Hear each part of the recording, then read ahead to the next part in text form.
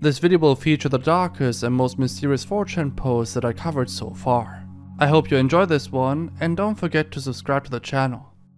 On the 10th of March 2020, an anon posted a picture on the infamous B board of 4chan of what appears to be a missing girl. Attached were coordinates, presumably the location of the body of this girl. I'm gonna say this up front, it's very likely fake, so take this with a grain of salt. The picture in the post was an age progression picture. She went missing when she was only an infant, and this age progression picture was created with the purpose of facilitating the investigation process. In that picture, she's depicted as a 7-year-old. It's difficult to fully comprehend what was available in the post at the time, but some archives of it still exist. For context, the girl seen here is called Lisa Irvin. She was last seen on the 3rd of October 2011. The parents believed it was an abduction based off of CCTV video footage showing a man leaving a wooded area at nighttime around the same time of Lisa's disappearance. They also claim that the abductor broke into the house while the mother was working and the father sleeping. The perpetrator then just took the infant. There were also several other witnesses coming forward and claiming to have seen a strange man carrying a baby wearing a diaper. It was reported to the police, and the man in question was interrogated, but it led to nothing. There's also another age progression photo of Lisa depicting her as a 9-year-old. This is the most recent one. I want to give a quick recap of what exactly happened at the day of Lisa's disappearance.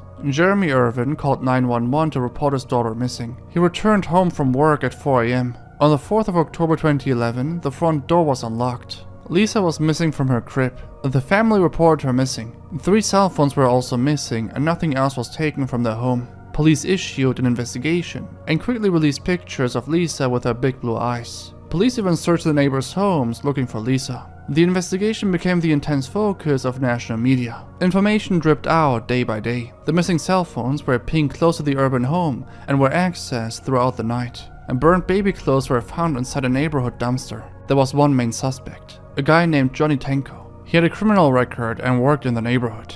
He dated Megan Wright. Megan made a public Facebook account detailing that her cell phone was called by one of those missing cell phones. She says that many other people had access to her cell phone and that she didn't pick up when she got called. Police never named Johnny as a suspect and said he cooperated with investigators who were satisfied with his answers. Investigators combed fields near the parents' home and drained wells in the hopes of finding her. According to the 4chan post, the coordinates point to the middle of a wooded area west of Kansas City. Interestingly, near the location was a somewhat hidden and secluded building, and there's also no road leading to the building. This would normally be suspicious, because why is there a building but not a road leading to it? But in this case, the area is so secluded and the buildings are so far apart from each other that it isn't really suspicious. Nevertheless, people now speculate that the girl is being held captive in that building anyway. If we look back at the archives that some people made of the site, we can see that OP provided a picture and coordinates of a location where Lisa was last seen. The theory is that OP is the perpetrator himself and maybe burned her body. Other anons contacted the police and reported this post, but nothing came out of it. At the time of recording, all of this happened 2 months ago, and there still is no update. Some anons allegedly were even planning on going to this location since they lived nearby. You could maybe ask yourself as to why the abductor would even share the location of Lisa when he clearly got away with it. Why risk of being found and declared guilty? There are many cases where perpetrators go unnoticed for multiple years, maybe even decades. I'd say it's some form of kink for these people, to be on the run, to feel the adrenaline, knowing they did something illegal and they could face punishment for it at any given time. There were cases of people going on a spree, taking multiple lives and never getting caught, until they give the police detailed information that was not known before. The police then was able to track these individuals down. The Zodiac Killer might be one of the most popular cases where this happened. I'm not saying that this applies to this case here, but I just wanted to illustrate that it definitely is a possibility, though it is more likely that OP is just a troll. I want to refer to one more aspect. I found a very detailed article, which I'll refer to. You can read it yourself if you want to. Deborah Bradley was incooperative according to the police, and a recollection of the events leading to the disappearance of her child also seemed to be inconsistent. She would even change her story a couple of times. One of her best friends also admitted that Deborah has a dark side, from faking tears to always wanting to be in the spotlight. Deborah told the police that she saw her child lastly at 10:30 PM, but when she went to the NBC Today show, she claimed that she saw her at 6:40 PM, which is obviously very strange to get such crucial information mixed up. The police didn't trust her and put her through an administered lie detector test, which she failed. After this, the police actually got a search warrant for the house of the missing child. They dug holes in the backyard, took some items from the house, but until now nothing really useful has been obtained, at least nothing that brought up a new suspect. Either way, there's obviously still a search warrant for Lisa, and even a $100,000 bounty. As for the post with the coordinates, it should definitely be investigated in one way or another. Someone in the area, or the police itself, could maybe just give it a quick look and see if they find something in the secluded house near the coordinates, or maybe there's a body buried somewhere within the area. I know that there was the effort to find her through digging in a wooded area, but I'm not sure if the police also searched within the area that OP described. If you want to help investigate this mystery a bit further, there's a Facebook page where new information is greatly appreciated. This is a gigantic rabbit hole. Someone has spent several years posting strange messages about Captain Coochie's key lime pies all over the internet. Let's call that mysterious poster KLP from now on. KLP wrote thousands of reviews about one single restaurant. It was unclear if the restaurant even existed. The user praises key lime pies and goody-goody cheeseburgers served at Coochie's Key West Cafe. After a bit of digging, people found out that the restaurant was long defunct, meaning the poster would make thousands of posts throughout 7 to 9 years for a place that didn't even exist anymore. Let me just give you an example of how his posts looked like. I tried the Captain Coochie's key lime pies, and those pegasms healed all my symptoms within the first 4 weeks. I highly recommend Captain Coochie's key lime pies for anything that ails you. They are great. Kobe Bryant may be retiring from basketball, but Captain Coochie's is still his pie of choice. Can't get enough of that key lime pie, key lime pie, key lime pie, and so on. The large number of bizarre posts has led people on 4chan and Reddit to speculate about the identity of the poster and the purpose of the comments, wondering if it's a crazy person, a troll, a bot, or a conspiracy. This is pretty much the point where it gets disturbing. For 7 to 9 years, someone dedicated a large portion of their time writing thousands of reviews about a restaurant that closed years ago. The hundreds of reviews from KLP don't seem to be automated either, since every text has some variation or difference. It is realistic to assume that the poster must be an older gentleman, probably in his 60s. If we were to assume that it indeed is one individual doing this, then it's likely that he suffers from a mental condition. After I made a full deep dive video on this topic over 2 years ago, I also heard that the reviews of KLP served as encrypted communication for the military and intelligence agencies in America. This was also being discussed in the Coochie's Key Lime Pie subreddit, a group that was dedicated in solving this entire mystery, but after people feared for their privacy, the subreddit owner closed the entire subreddit. To this date, it hasn't been conclusively proven what the purpose behind all of those reviews were, though the encrypted communication theory seems to be the final lead investigators had. To me, it seems like a bit of a stretch, and the argumentation isn't as plausible, but I didn't really have access to the stuff on the subreddit, so I could be wrong here. So this topic was recommended to me on my subreddit. Feel free to join it, link is down below. Back when I made a video about the subreddit rHangstank, I talked about a website towards the end of the video. It was a website called 32chan, a variation of 4chan with basically zero moderation. MasterChan is pretty similar. It was created roughly 10 years ago and survived at the very least up until 2014. The information on MasterChan is very limited. The best description I could find was on Quora, reading, "MasterChan is an image board with true freedom of speech. Here, posts are never deleted nor censored, and users are never banned. Instead, MasterChan has its own unique concept for moderation, allowing off-topic threads and on-topic threads to coexist in the same board, without sharing the same space. If you decide to go on the website, it will give you a blank white screen. There are basically no archived threads nor screenshots available of the website. I will talk more about this in a moment. There were a few discussions about MasterChan in some niche forums. The privacy that MasterChan offers is very unique, at least according to this user. On any website on the internet like Facebook, 4chan or Reddit, every single message or post you make is saved on a database along with your IP. This is mostly done for moderation purposes. You need to know someone's IP to prevent the same person from abusing the system again. That means anyone, a government, a hacker, the site's owner or technical staff, can peek at the database and know everything you've ever said online. How does it make you feel? The person then claims that on MasterChan, the IP has its last 2 digits removed, gets encrypted and only then stored on the database. This gives you the most protection out of every Chan site, since your IP is supposedly only partially stored. They also talk about the possibility of no IPs being involved at all due to multiple proxies and Tor being enabled. The only more thorough discussion board that I found about MasterChan was a subreddit. On there, we quickly understand that multiple people complain about the users on MasterChan. See, the issue with the lack of moderation is that there were constant images of CP posted on the boards. When we look up MasterChan on Website Informer, it also states that it is similar to Candy Doll Chan. Candy girls or candy dolls is a term for girls who look like they are underage, but they are actually 18. It's basically a cope for predators who believe they are breaking no laws by engaging in their fantasies this way. On the subreddit, a guy named Nude is mentioned. Nude is supposedly the creator of the website. On his Twitter, there were a few interactions with him and an account named Anrife, who runs the website, which supposedly is the only attempt at bringing free speech to the people, seemingly affiliated with the Chan sites like 8chan, 8kun, etc.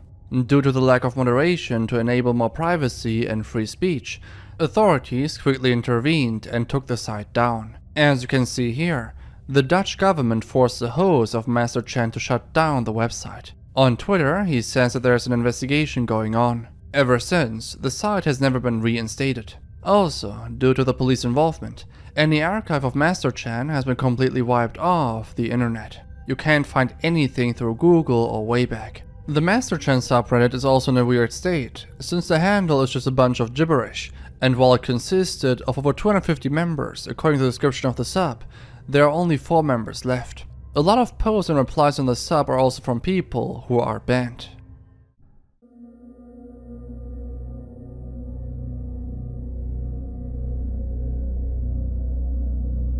This one is from 2013 and was shared in the technology board. It included an image of a naked guy in a cage beneath a bed. While this seems really off, the anon shared a pretty detailed description. Before I read it out, let me define 2 words that might seem unfamiliar. The word NEET stands for not in education, employment, or training. In Japan, this classification comprises people aged between 15 and 34 who are unemployed, not engaged in housework, not enrolled in school or work-related training, and not seeking work. Hiki is fairly similar. Hiki is an abbreviated form of the word hikikomori. It is the abnormal avoidance of social contact, typically by young males. The description of this image reads, quote, "A few months ago, I invited a neat boy to come and live with me. He was more of a hickey, but couldn't get autism bugs. I'm also neat, but my parents are rich, and I was able to offer him anything he wanted. But in return, he had to live with me and take female hormone injections, as well as take care of himself and dress in cute clothes. As of now, he's pretty happy. I buy him lots of things and the hormone treatment is going good. As you can see, his skin is becoming very soft and he's gaining weight in all of the right places. He has a pretty good collection of figurines in his little space under my bed." There was no more information shared after this post. While this seems fairly authentic, keep in mind that this is 4chan. A few anons reacted to this post. No one thought that this post was real. I tried to dig up more information and find some discussions or investigations, but this topic is so old that most of it either has been wiped off the internet or there were no discussions to begin with. This could be fake, but I couldn't find anything or anyone debunking this. What do you think? Is it staged, faked, or is there some truth to it?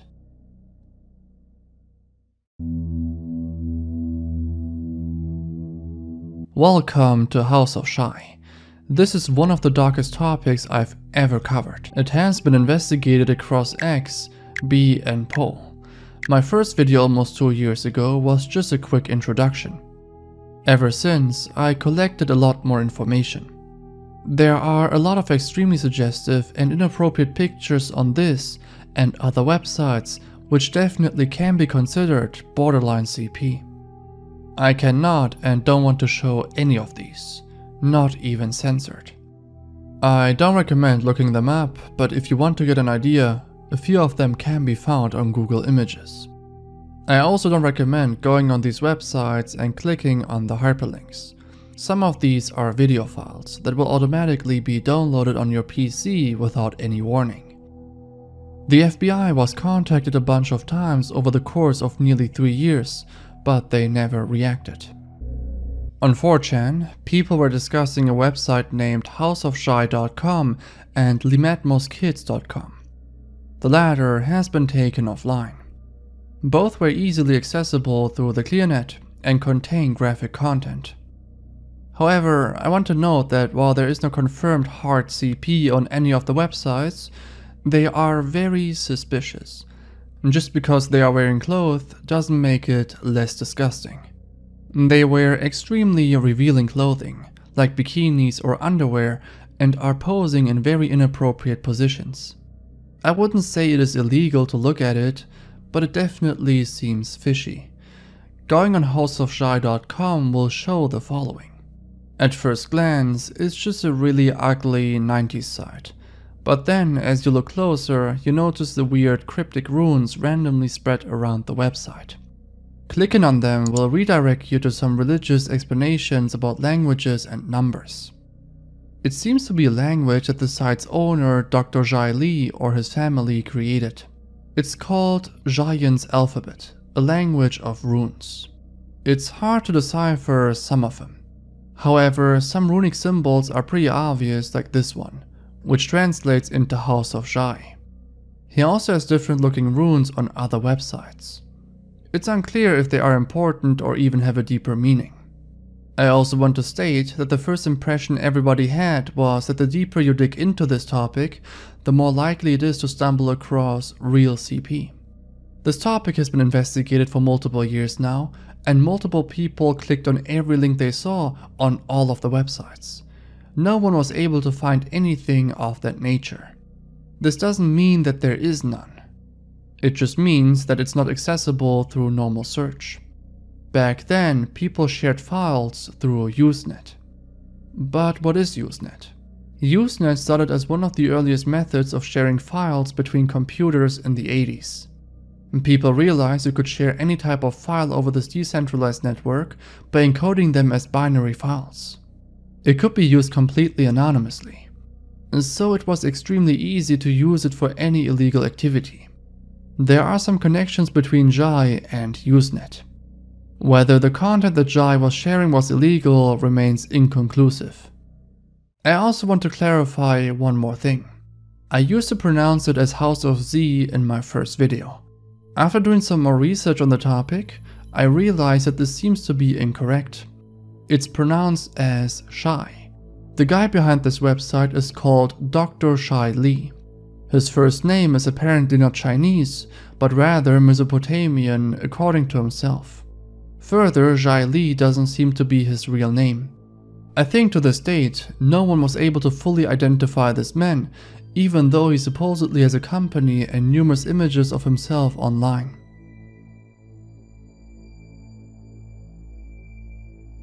On this website with the caption "Children," he shares a bit of personal information. He was born on the 21st of May 1964 in Chicago. He also was a part of the Indiana Avenue Pentecostal Church of God at a very young age. He claims that he is a doctor and has established a Tai Chi research center in North America. He has numerous ads on his website. Interestingly, they are hyperlinks and not as they usually appear on websites. It's unlikely that Shai Li receives compensation for sharing these hyperlinks. On this website, he has 400 hyperlinks, which will either lead you to nowhere, to images of children, or to downloadable files. Some of these files include footage of preteens. While they don't depict anything lewd or inappropriate, they are not exactly pleasant to look at. I highly discourage you from downloading these or any other files. There was also a review page for House of Shai. Even without joining the website, this raises huge red flags. Houseofshai.com is a low traffic website, with approximately 16,000 visitors monthly. There still is a lack of data on the safety and reputation of this domain, so you should be very careful when browsing it. Interesting, this website has 500 daily views every day, and his websites date back to the early 2000s. The guy behind these websites is a guy named Dr. Shai, as mentioned before, who is using his profession as film director in order to produce potentially malicious content of children. Some of these videos and images contain descriptions.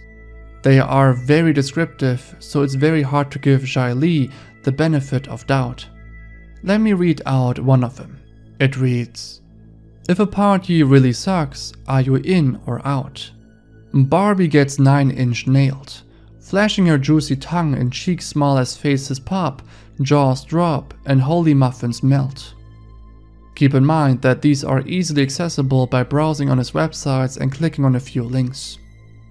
Digging into some more of his websites will lead you to Nation of Shai Television. Shai seems to have a television network. He shares numerous snippets of movies or overall footage and photos of his actresses, some of which are minors. One of such was an audition tape for the House of Shai television network. It depicts a minor reading out a monologue for an audition for one of Shai's movies. Obviously, Anons investigating this at the time were very nervous, so they tried to reach out to this individual. The Anon asked, quote, "Hello, this is unsolicited, and I hope I'm not being intrusive, but I'm wondering if you could tell me anything you know about the film called House of Shai's House Parties. You uploaded an audition for this film on your YouTube channel, which I discovered after doing some research into it. There's reason to believe that the creators of this film are linked to child trafficking. There's a website for it called houseofshai.com, which is extremely shady. Thanks." Anon received a reply from the mother. It reads, quote, "I didn't allow her after learning more about it. Thank you." They had a back and forth, and the mother ended up sending the email. It basically contains the script that she needed to read out in the audition video.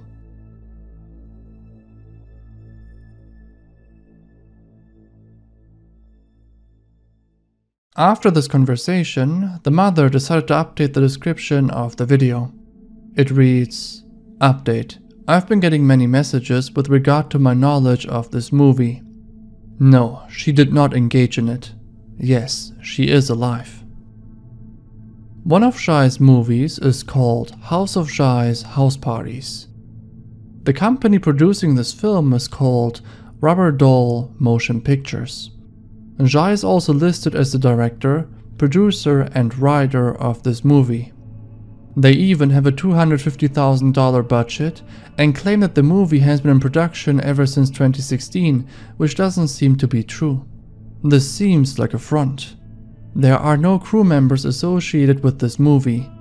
The IMDb page for this movie leads to a dead end. Looking this up on Wayback will also leave you without any results. Further, Shai published a campaign on Indiegogo trying to raise $250,000.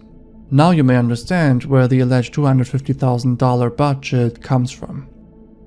Fortunately, he only received $3, so he never was able to fund his movie. Also could be Shai making the donation himself, so it's likely that no one else was really interested in this film. And Anon states, quote, "This is a movie made by perverts trafficking children. This House of Shai tale from the Bavarian Valley takes place on the twins' Grand Mansion estate in Romania. Featuring the House of Shai twins' birthday party, where the trust fund babies and the jet-set guests are the food.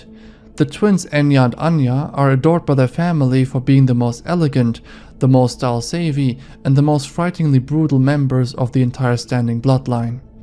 The carnivorous party takes place on the twins' Romanian Grand Mansion estate." That this movie is used for trafficking might seem like a reach at first, but I have some more evidence to back this up towards the end of this video. If you thought that this campaign was bad, I have bad news. He has 6 more with identical titles. It reads, SXS, Sisters of Shai, Sorority Orphan Resource Trust, empowering orphans to achieve their dreams worldwide. Another is called Young Predator. Young children are obviously very impressionable and want to be actors or superstars, since they idolize Hollywood celebrities or musicians. Shai seems to also be aware of this and created multiple campaigns and allegedly movies as a front to traffic these children. However, all of this is just speculation. There is no confirmed evidence except of suggestive stuff on his websites. On Website Informer, we can find the location of his company. The strange part about the supposed companies is that none of them have business or property records, making it very likely that the supposed companies serve as a front. Interestingly, the website also presents Shai's top 6 most popular websites, one of which is called lematmoskids.com. Lematmos Kids, organ grinders, pop skirts, preteen espresso, free entertainment, free video downloads, free music downloads. This website is one of 2 that got taken offline. I think it contained by far the most worrisome content, so that's definitely a win. However, everything else still remains online. His Twitter account doesn't contain much info, except of a disturbing profile picture. His LinkedIn is much of the same. On Alignable, he promotes natural health medicine. He claims it's a free online video course. He also seems to promote bots for SEO boosting and so on. The last remaining step for investigators was to contact cast members of his movies. Investigators spent months trying to get in touch with a few of them. They only recently managed to get a response. What I'll reveal here hasn't been shared anywhere before, and it is very suspicious. Here you can see the investigator asking the girl how she ended up auditioning for Shai's movie. She says that she received a mail and did a self-tape audition. It was for a vampire movie. She ended up declining the role since the emails that she received from Shai were weird. And this is the email she received. It reads, quote, "I have the uttermost confidence in you, Ava.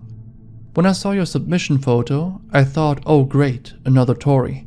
But her mom will probably think that she'll be ungutted, ground into burgers, and secretly being disposed of by being fed to overweight, overpaid transport drivers. I'm very glad that you and your mom have not realized that former cast members are actually in the pizza slices. Extra cheese works every time.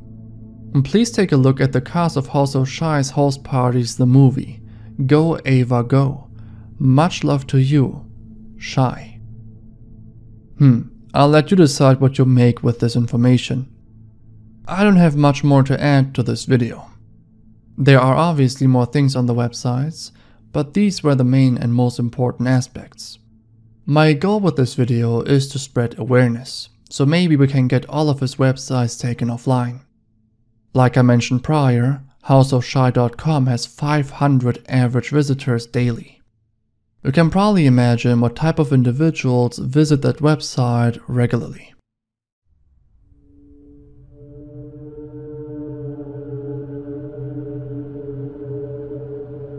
In 2013, a college student named Neil McKinney made a post on B. It's one of the strangest posts on 4chan. It reads, quote, "Hey B, it's time. My name is Neil McKinney and I go to New River Community College in Christiansburg, Virginia. 10 minutes away from Virginia Tech. I'm gonna give you all the details cause the news never gets it right. Stevens 320 shotgun. Buckshots and slugs. Wanna listen? If this link doesn't work, search New River Valley Public Safety. I'm a bit nervous because I've never really handled a gun, but a few times with the Christiansburg police. Anyway, this is not a high scores game, but actually a lesson. That's why I'm at school. Wanna see my e-portfolio or what I look like? Make sure there's a slash at the end before clicking on the link. Also, the picture is related. I'm at school writing this. Wish me luck." 3 minutes after this was posted on the 12th of April 2013, a gunman opened fire with a shotgun at a satellite campus at the New River Valley Mall in Christiansburg, Virginia. That's the exact location that OP described. 2 women were wounded. An off-duty security guard and 2 police officers subdued OP. The suspect is Neil Allen McKinney, 18 years old at the time of his arrest and a resident of Christiansburg. McKinney was convicted of 2 counts of malicious wounding and 2 counts of a use of a firearm during the commission of a felony, and was held without bond. He was sentenced to 38 years in prison. Looking back at his post, it seems like a joke for him. He even says that it's not a high score game, but rather a lesson since he's in school. He makes a mockery out of the entire situation. Another case is of a guy named Robert Hawkins. In this one, he made a post stating, "Later today, I'm going to bring my rifle to one more department store at the Westroads Mall, Omaha, Nebraska, to try to beat Joe's high score. I'm going out in style." With Joe's high score, he's referring to the Texas Tech shooting with 31 victims. Many anons pretty much just cheered him on to do it, like always, so nothing really surprising about it. Let me be clear though, with all of these posts, it might be possible due to different time zones etc. that this post is fake.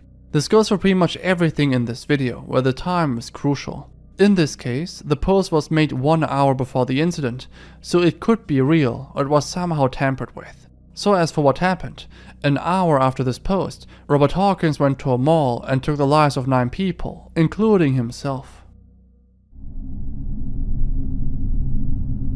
Damian Leonhardt, who at the time went by Jesse, was mainly known by the online pseudonym Jesse Slaughter.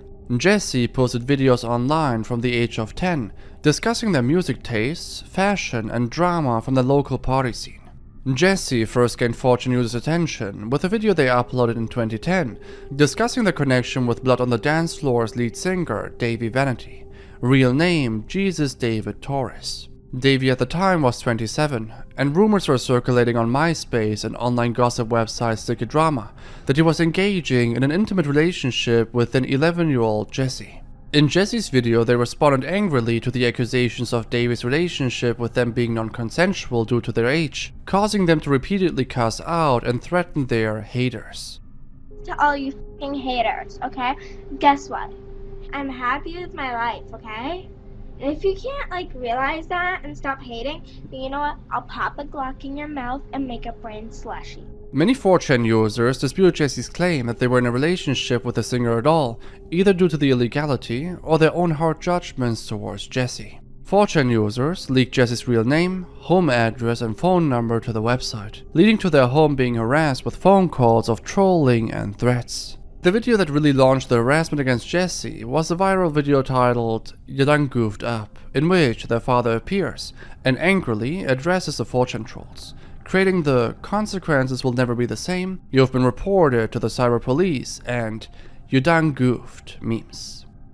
I'm gonna tell you right now, this is from her father, you bunch of lying, no good, and I know who it's coming from because I back traced it, and I know who's emailing and who's doing it, and you've been reported to the cyber police and the state police. So you better write one more thing or screw with my computer again, you'll be arrested. End of conversation from her father. The video gained 1 million views within a week of being on YouTube, and the negative attention towards Jesse increased drastically. Jesse reported that they lost most of their real-life friends, and that they received constant threats. Jesse and her family home ended up having to be put under police surveillance.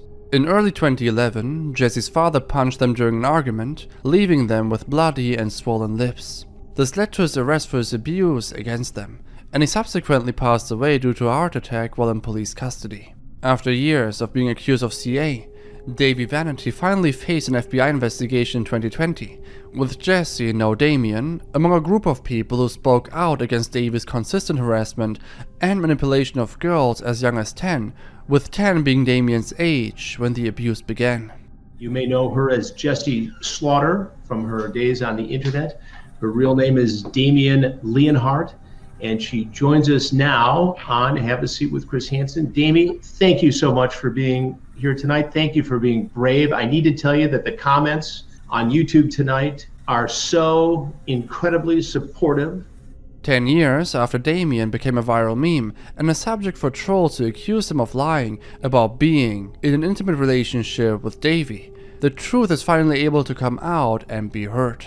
However, the horrific harassment Damien faced online while dealing with the abuse from Davey will never be able to be erased or fixed.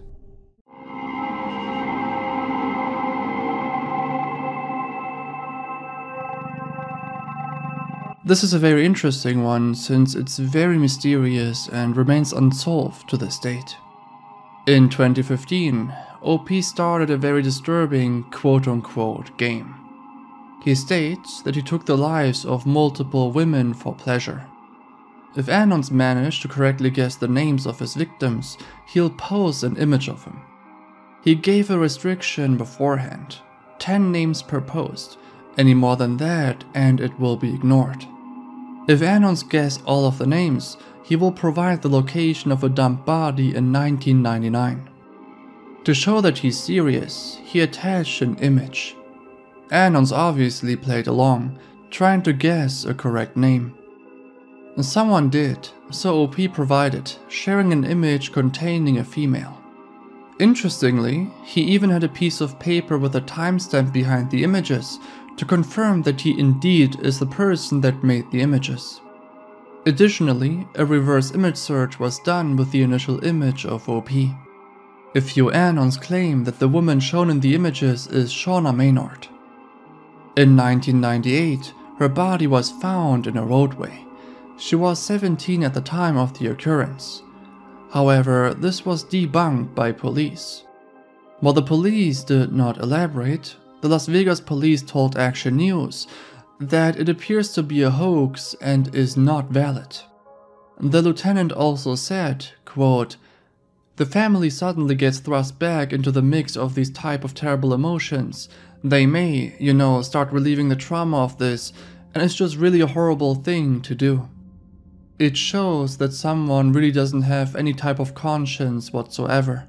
The cruelty of that is beyond belief.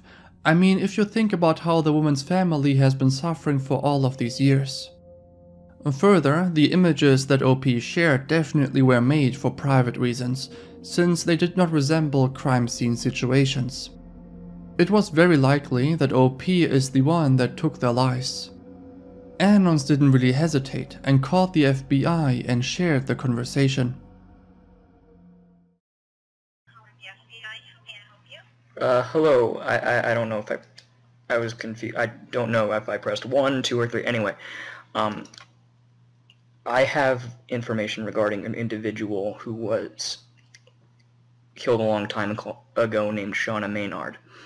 It was posted on a website called 4chan that someone claimed that they had killed several women within the last few years and then posted several different pictures, very graphic pictures, and then people on the website thought it was very strange and they managed to identify one of the victims as Shauna Maynard. So, OP made another post sharing an additional image, this time a male, and added the caption, "Dying, dying." After this, he shared one more image from a different perspective, showing the body of the same male. Some guessed that the male could be George Tony Sandoval. His remains have been recovered in 2020, but no one knows who the perpetrator is. OP finished off the post by stating that he'll return in a month's time to finish our game. However, to this day, he never continued. There were numerous investigation threads on XMB, but as far as we know, OP was never caught and the investigation ended without any additional results.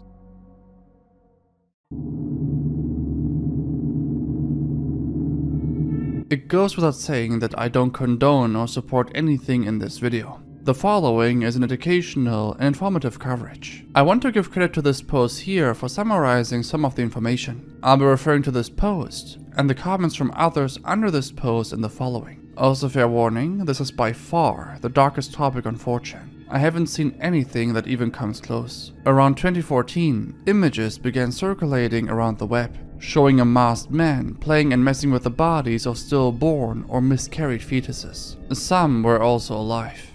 I can't go too much into detail for obvious reasons, but it's actually unbelievably dark and horrifying. It's probably the darkest topic I've mentioned in this format so far. Originally, the images appeared on either 4chan or a now defunct forum website named Death Addict. In this image here, we can see that the man is probably around 5'11" and is wearing a gimp mask and surgical gloves. In most images he's wearing scrubs or a dress shirt and dress shoes. My guess would be he's anywhere between 30 to 50 years old. From the photos, it's obvious that Dr. Glass has access to both living and passed away children, so he probably works in a hospital. Some people say he is a child mortician, but that wouldn't explain how he has access to living children as well. Overall, it's very odd that he has the opportunity to wear a mask like that and pose with the bodies in such a way. I can't really imagine a scenario where you would be able to do this in a hospital. His outfits also don't really add up. He's often wearing dress shirts and dress shoes. Why would you ever do that in a hospital if you were working as a nurse or a physician? While all of this seems inconsistent, it is still believed that you worked in a hospital of some sort.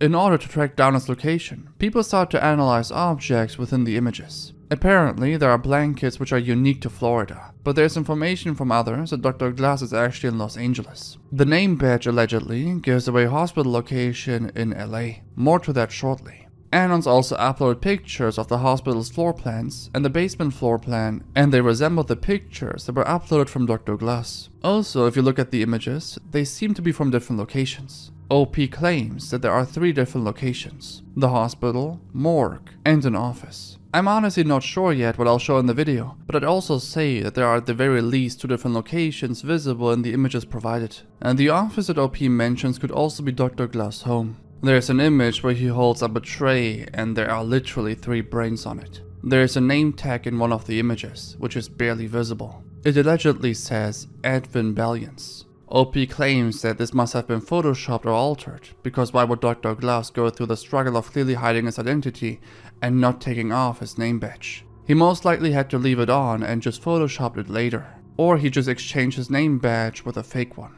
Though after looking in the comments, someone says that the name Advin is accurate. Also looking at the image again, it doesn't really seem photoshopped. To add to this commenter also adds that Dr. Glass worked for Glendale Memorial Health Foundation. Allegedly, Dr. Glass is possibly Middle Eastern or Armenian. Most people lean to Armenian. In a different image, we can see a laptop from HP, which was released in 2014 and then discontinued. So it adds to the timeline I mentioned in the beginning. In the last image provided, we can see Dr. Glass in his office or home. This image is the most disturbing, so I can't show it here nor can I describe it. But it's definitely the strangest one out of everything. There's also a very interesting theory. In the image with the brains, this person seems to be a completely different person. This image resembles a woman, because she is wearing eye makeup, and if you compare their hands, the guy in the first image clearly has way more hair on his arm. So they are most likely different people doing the same thing. They could be a couple producing this type of content to then sell on the dark web, or trade their images for similar images. It is assumed that one of them works in the hospital, while the other works somewhere else. That's why they have a wide range of access. On the other hand, they could be working together in all of those locations. In some images, it also makes the impression that they may take photos from each other. This would maybe explain why they are able to pose in those photos and seemingly have a lot of freedom and space to do it. The hospitals may trust them because they're operating together and not alone. So they would always back each other and no one would suspect them of doing anything wrong. Though this is just a theory. It is also possible that the guy is just wearing eye makeup and is doing everything by himself. We now get to the most confusing aspect of all of this. Multiple people on 4chan were creating Discord servers trying to track him down. Some say that multiple Anons filed police and FBI reports, but nothing came out of it. The pictures allegedly didn't depict anything that would warrant a proper investigation. Trust me, in this video you have seen an even more censored version of these images than on Reddit.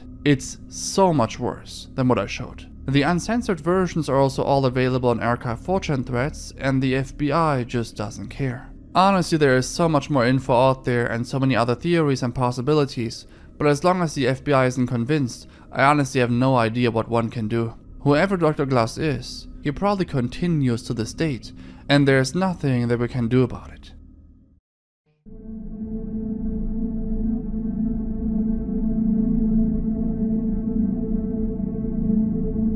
Around 2010, someone named Rachel Wisner made a post on 4chan.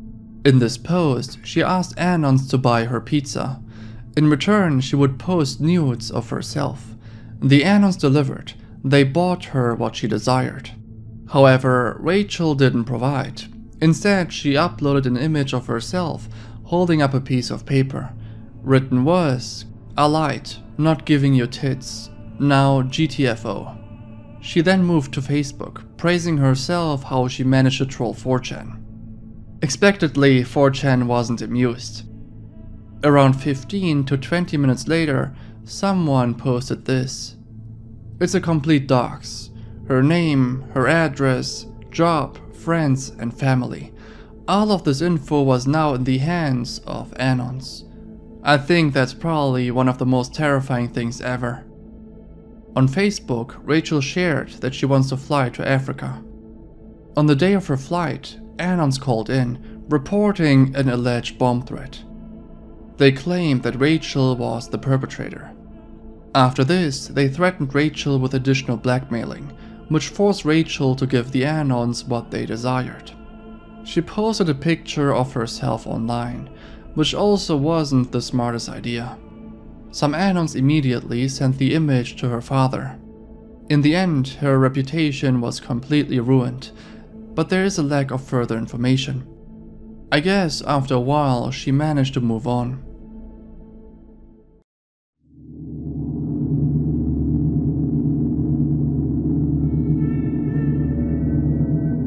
This is probably the most well-known case out of everything mentioned in this video.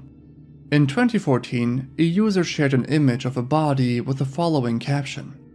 Turns out it's way harder to strangle someone than it looks in the movies. He shared another image, stating, quote, "She fought so damn hard." Anons reacted to the post, not really buying it. To prove to everyone that this entire thing is indeed real, he shared one last comment. Here he asked Anons to keep an eye on the news in Washington. He further adds, quote, "Her son will be home from school soon. He'll find her, then call the cops. I just wanted to share the pics before they find me. I understand the doubts. Just check the news. I have to lose my phone now." An hour after the post, the son called police after discovering the body of his mother. David Kallick, the OP of this thread, later turned himself in. He was sentenced to 82 years in prison. The neighbors also started a GoFundMe to help the son, but it has now been taken offline.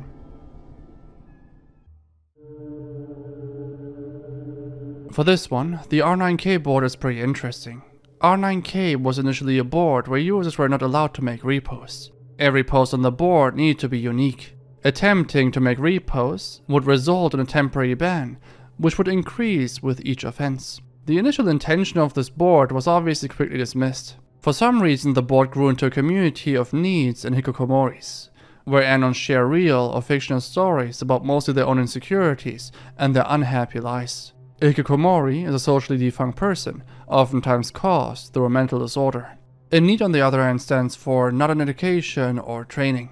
Being in need is oftentimes only a temporary state, whereas a hikikomori can be permanent. Eventually, in the last few years, the quantity of posts referencing femboys grew. Most of these posts are obvious trolls, but there is huge encouragement for these already insecure men to just transition to the opposite gender to finally have some intimacy with another individual. This is pretty much seen as the solution to everyone's problem. Have a sad and depressed life. Just transition and attract men instead. But why was R9K used for these purposes, when there are already boards on 4chan for this exact reason? Was there maybe a group behind this entire thing?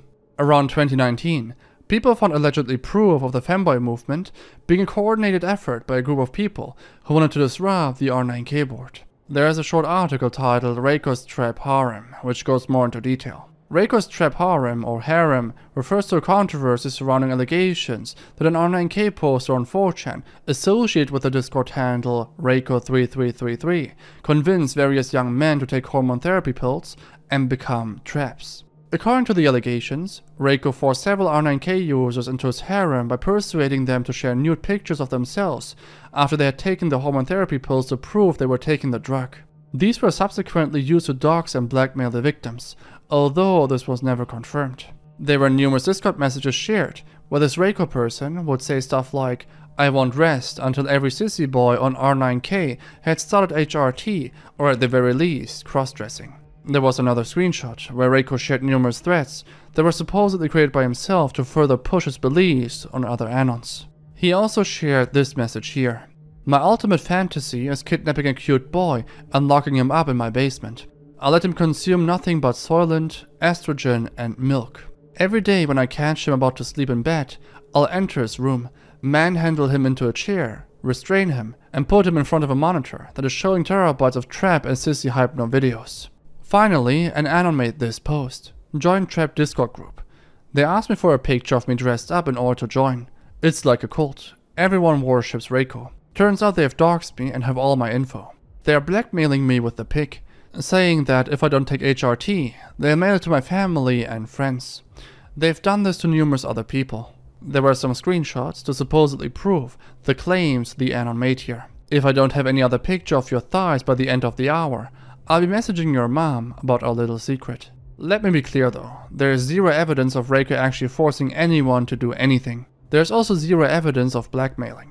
Though he himself claims that there have been leaks that will prove that he indeed was blackmailing, this seems to be a troll. But it's really difficult to find out the truth, since all the evidence we have are screenshots, which can easily be falsified or construed in a way to troll or manipulate the public. Regardless, what Reiko claims himself though is that he indeed was spamming the R9K board with others, and they were also actively getting paid to do so. Apparently, another girl on the server would pay these guys with money she made off of crypto. It's crazy to what length people go to for a bit of trolling on a 4chan board, but is anyone surprised at this point? I mean still, the stuff that he and his group did weren't really good in any way. There are genuinely insecure men on that board, and his trolling certainly did cause harm. But to portray him worse than he actually is maybe also incorrect, if we were to believe that he didn't actually force anyone. He says that his intentions were always good, and that he was only pushing women in the right direction to get homebrew HRT. To what extent you want to believe this is up to you.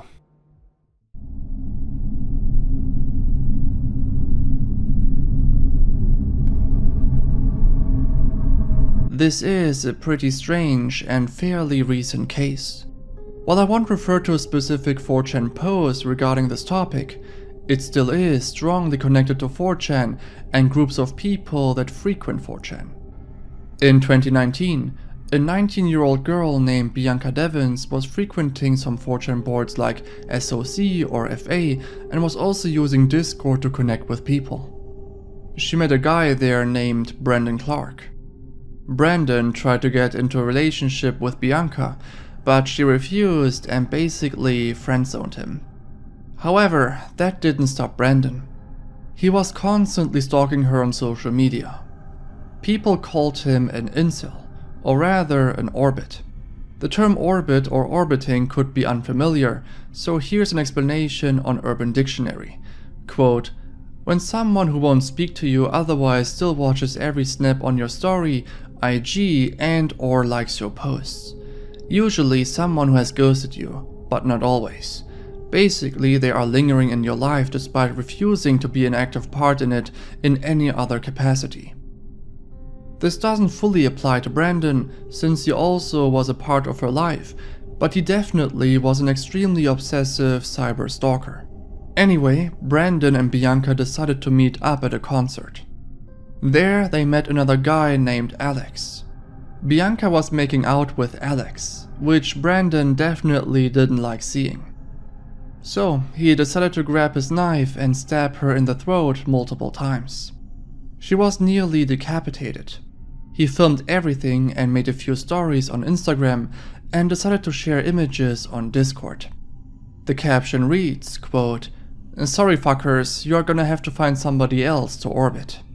Then he also asked people to sub to PewDiePie and blames Alex for his actions. The image was spread across the entire internet multiple times and can still be easily found. Additionally, he made a few more Instagram stories.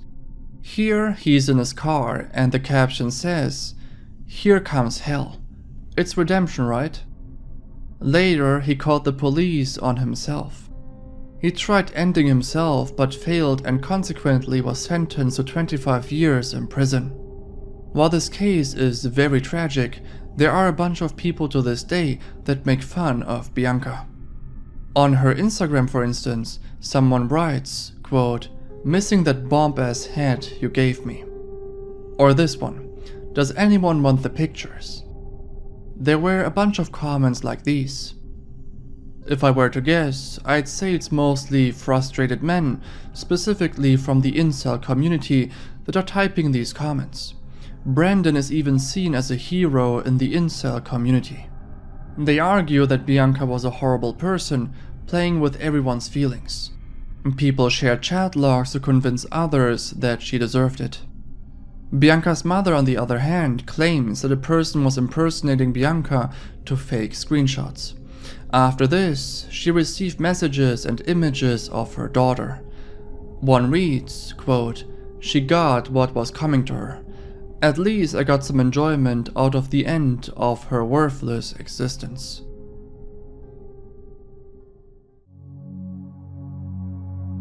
So this section is more disgusting than truly disturbing. Around 2013, Anons pushed a trend and hashtag called "Cutting for Bieber." This was portrayed as a boycott, since Justin Bieber was caught smoking a joint in a TMZ interview, and this was their way of stopping him from smoking. I know it's so unbelievably dumb, but at the same time, and probably even now, his fanbase consisted of very naive people, so it wasn't surprising that some thought this would actually be effective. It was all over the news and also trending on Twitter, and while some didn't engage in the trend, it was obvious that due to Justin Bieber mainly targeting a younger demographic, that this wouldn't turn out well. The topic overall was obviously just a hoax, and even the results of this trend were fabricated. BuzzFeed did some more investigations and saw that Anons would meet in a private IRC build and self-hosted chat room. As we can see from the chat log, it's just multiple Anons trying to create this hoax and push it on different social media sites such as Reddit, Twitter, or Tumblr. Further, they even faked the passing of a teenage girl named Addison to blame it on Justin Bieber. To make this even more believable, they created a false social media trail for this fake Addison girl and started the hashtag #RememberAddison. But this wasn't enough. They made numerous SoundCloud files where they were mourning the fake passing of this girl. So I had a terrible day because I found out about my friend Addison, and I bought myself a new blade and I just sat there thinking. They also created an anonymous SoundCloud file in which they threatened to hack into 9gag.com. A site called 9gag started this whole thing. We do not forgive. We do not forget. We are Legion. Expect us. All of this was eventually exposed, but they were genuine victims because of the trolling of a few Anons.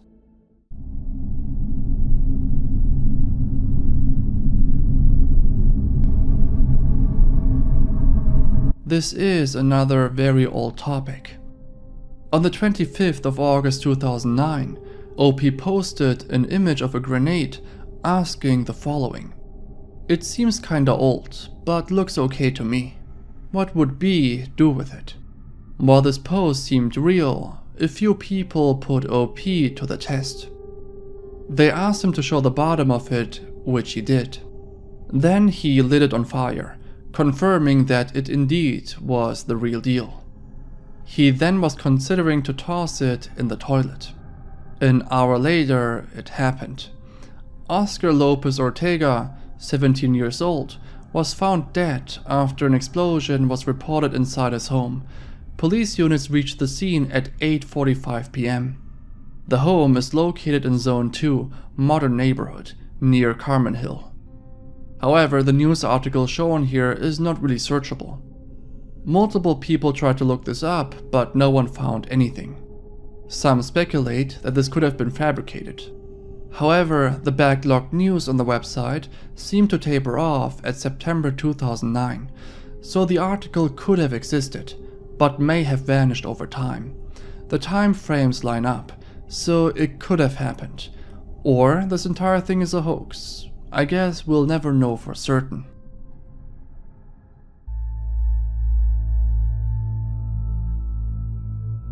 Most of my information comes from the Sad Satan subreddit. Back in 2015, a game circulating on the deep web called Sad Satan was gaining a lot of traction. While most YouTubers playing this game played a clean version of the game, there were actually at the very least 5 different versions of this game. The first version was played by Obscure Horror Corner. He had 5 videos depicting gameplay of Sad Satan, but one of them was either taken down or privated. He claims in an interview that he downloaded the game on an Onion site and decided to share the file of the game with others, but the Onion link itself did not work. Obscure Horror Corner never intended to share the game with others, since the Onion link was never supposed to work in the first place. It is an invalid link. The gameplays provided on his channel do not depict anything of graphic nature. However, it still depicts a bunch of disturbing content.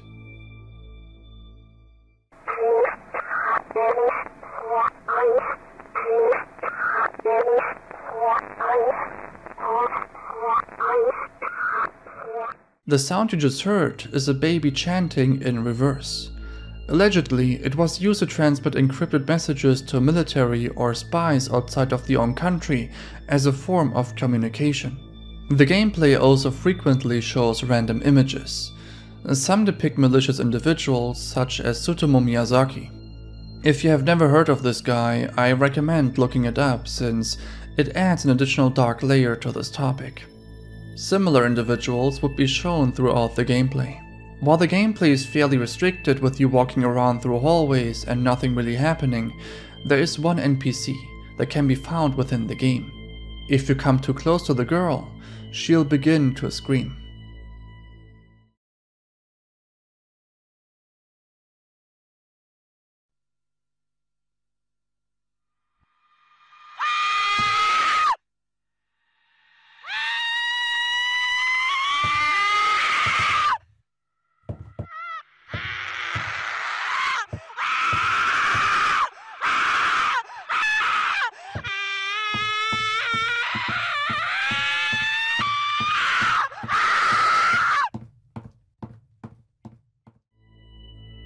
The scream is provided by the game engine itself and is called durscream.wave, so it's not real.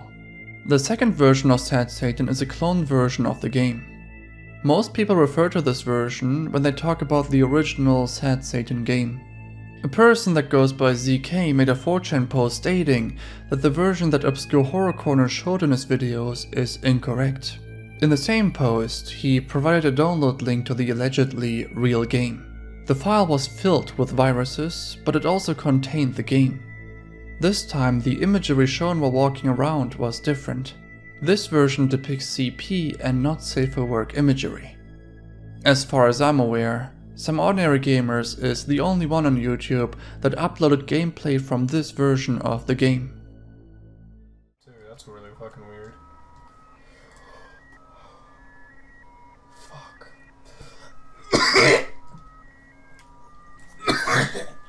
Alright, now for the first time, I'm not leaving any download link for this. This game contains content that should not be allowed. Some Ordinary Gamers is no stranger to deep web or dark web content. I doubt he would freak out this much if the content was harmless. The content is truly horrifying. While Some Ordinary Gamers censored most of the images, someone on Reddit made a few timestamps showing the original images. He quit the game before he saw the last image, which is g5.jpg, which is CP, according to the Redditor. The third version of this game was created by the Sad Satan subreddit. It is a clean version of the game, which most people saw when they watched YouTubers play it. Before we proceed to the fourth version of the game, let's talk about the creator of the second version, who went by ZK. On the Sad Satan subreddit, there was an individual called ScareBearZK. 4 days prior to the 4chan post, he made this post on the subreddit. Looking up his YouTube channel ScareBear will result in the following. Most of his uploads are music, but one of them is pretty striking. It's called Sad Satan.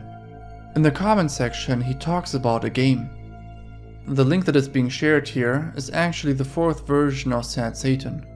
It only contains a few not safe for work images. As for ScareBear, his newest upload shows him and his name in the end credits. ScareBear, also called Gary Grace with his real name, was caught having CP on his phone by his girlfriend and was convicted. As for the 5th and last version of the game, it was available on GameJolt. This one contains way more not safe for work imagery but no CP. While all of the other versions only contain one NPC, which is the little girl, this one contains an additional NPC. The 4th and 5th version also contain assets, which are not present in the first 3 versions. A lot of mysteries remain, so I might make an update video on this if I have more information.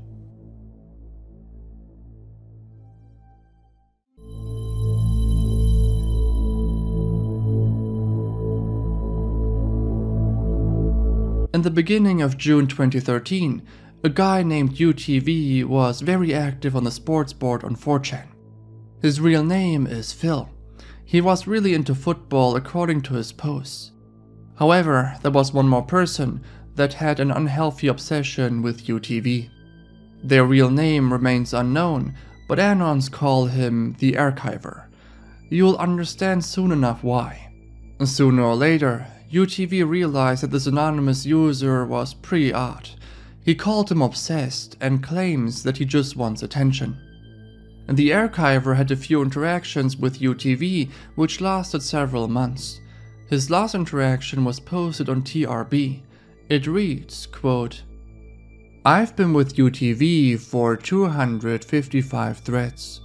This is the last one.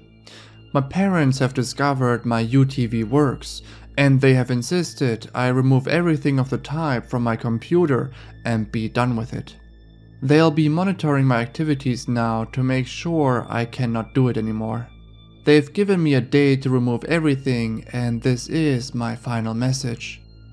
I'm sorry to UTV and hope he sees and understands. I have one more gift to share with him. This 97-page document contains every personal work I have created that involves UTV in any way. It is for him. I don't want anyone else to read it.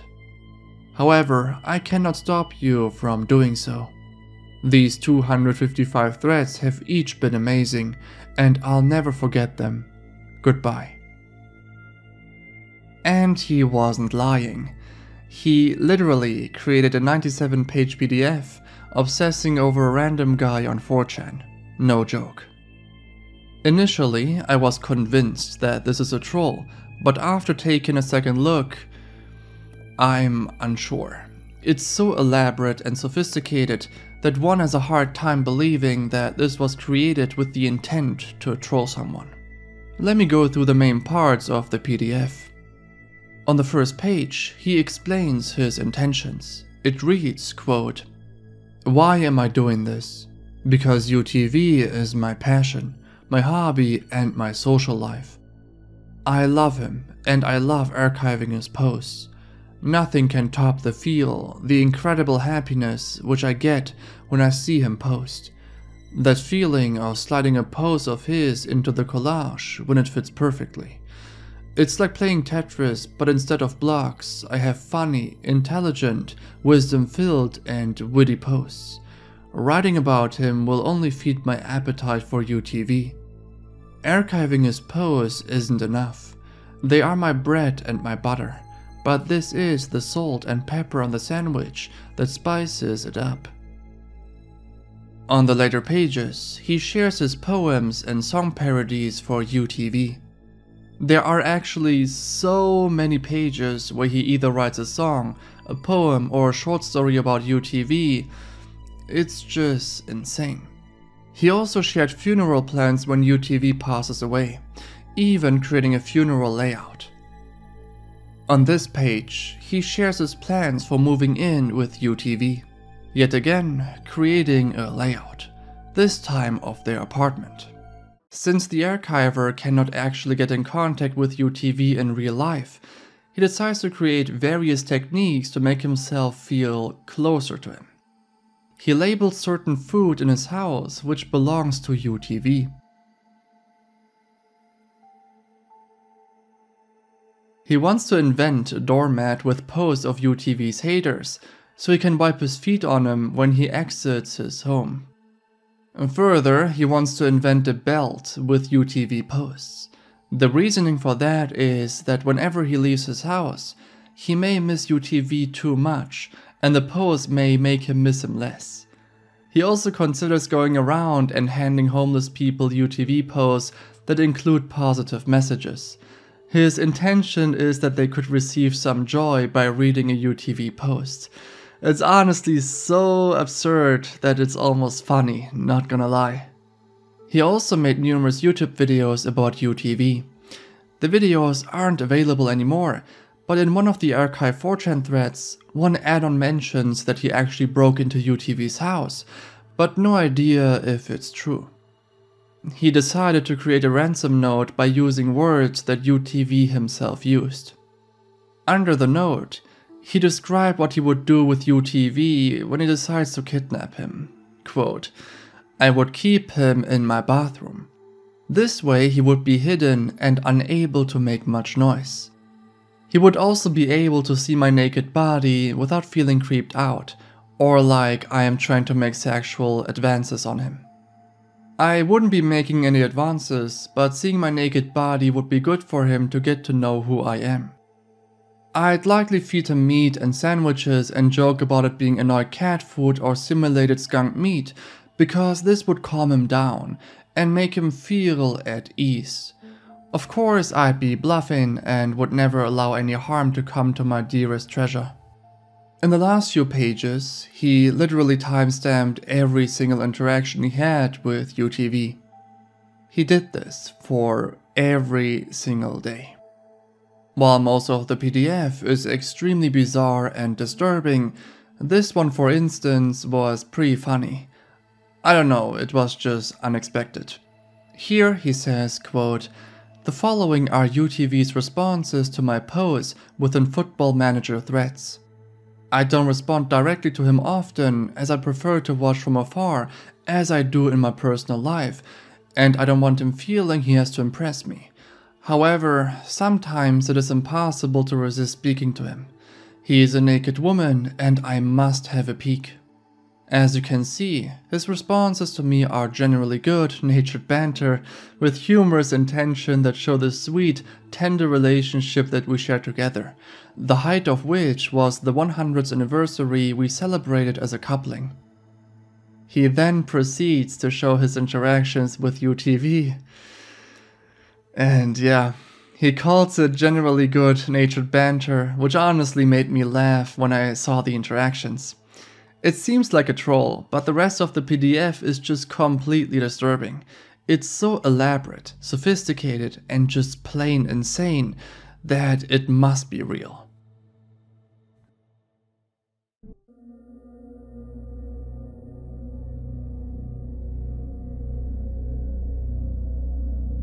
For this case, there isn't a specific post, but it still is directly connected to 4chan. Ruben Braithwaite was consuming a lot of very graphic and disturbing content, such as beheadings on 4chan.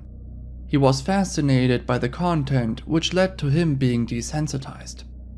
Well, this led to a very tragic incident. Ruben Braithwaite was adopted by his stepmother at the age of 12. His stepmother saw a lot of potential in him. She loved and took good care of him. At the age of 17, Ruben lured his stepmother out of her house and knocked her out with an axe. He then took his samurai sword and sliced her neck open. He then took pictures of his stepmother and tried to upload them onto 4chan. Thankfully, he was already banned, so the pictures were never shared. He was sentenced to 15 years in prison. He would have gotten 25 years if he was an adult at the time of the crime taking place. In later interviews, Ruben claimed that he felt convinced to do it. He was fed up with life and needed to feel something again.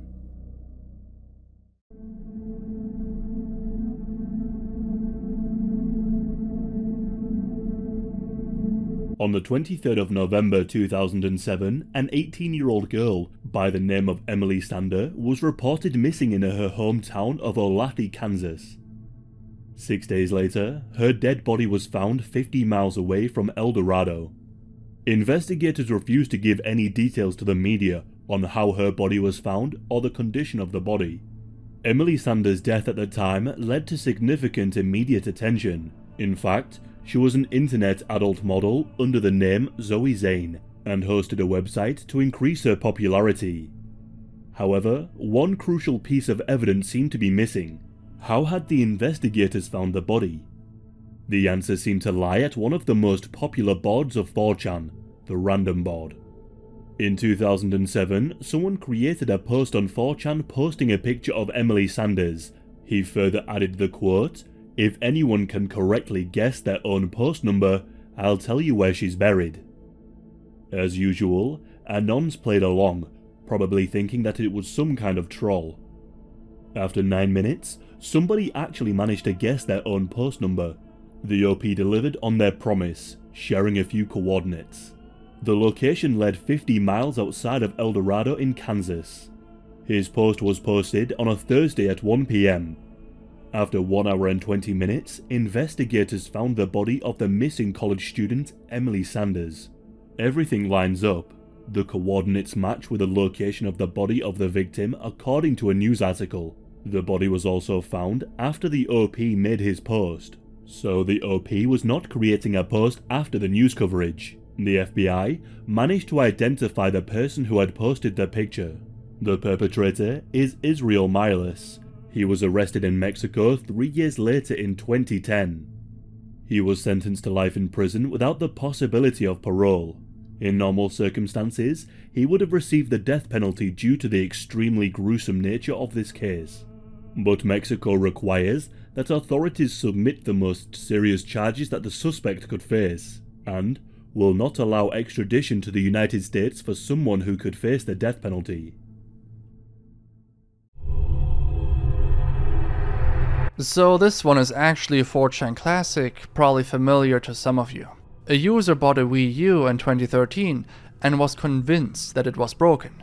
He opens the inside and thought he found poop inside of the console, but after taking a second look, he quickly realized that there was more to it. He decided to break it open and... man, this is just straight up nightmare fuel. The thing was full of spiders. Also adding, quote, "At least the spiders are already dead.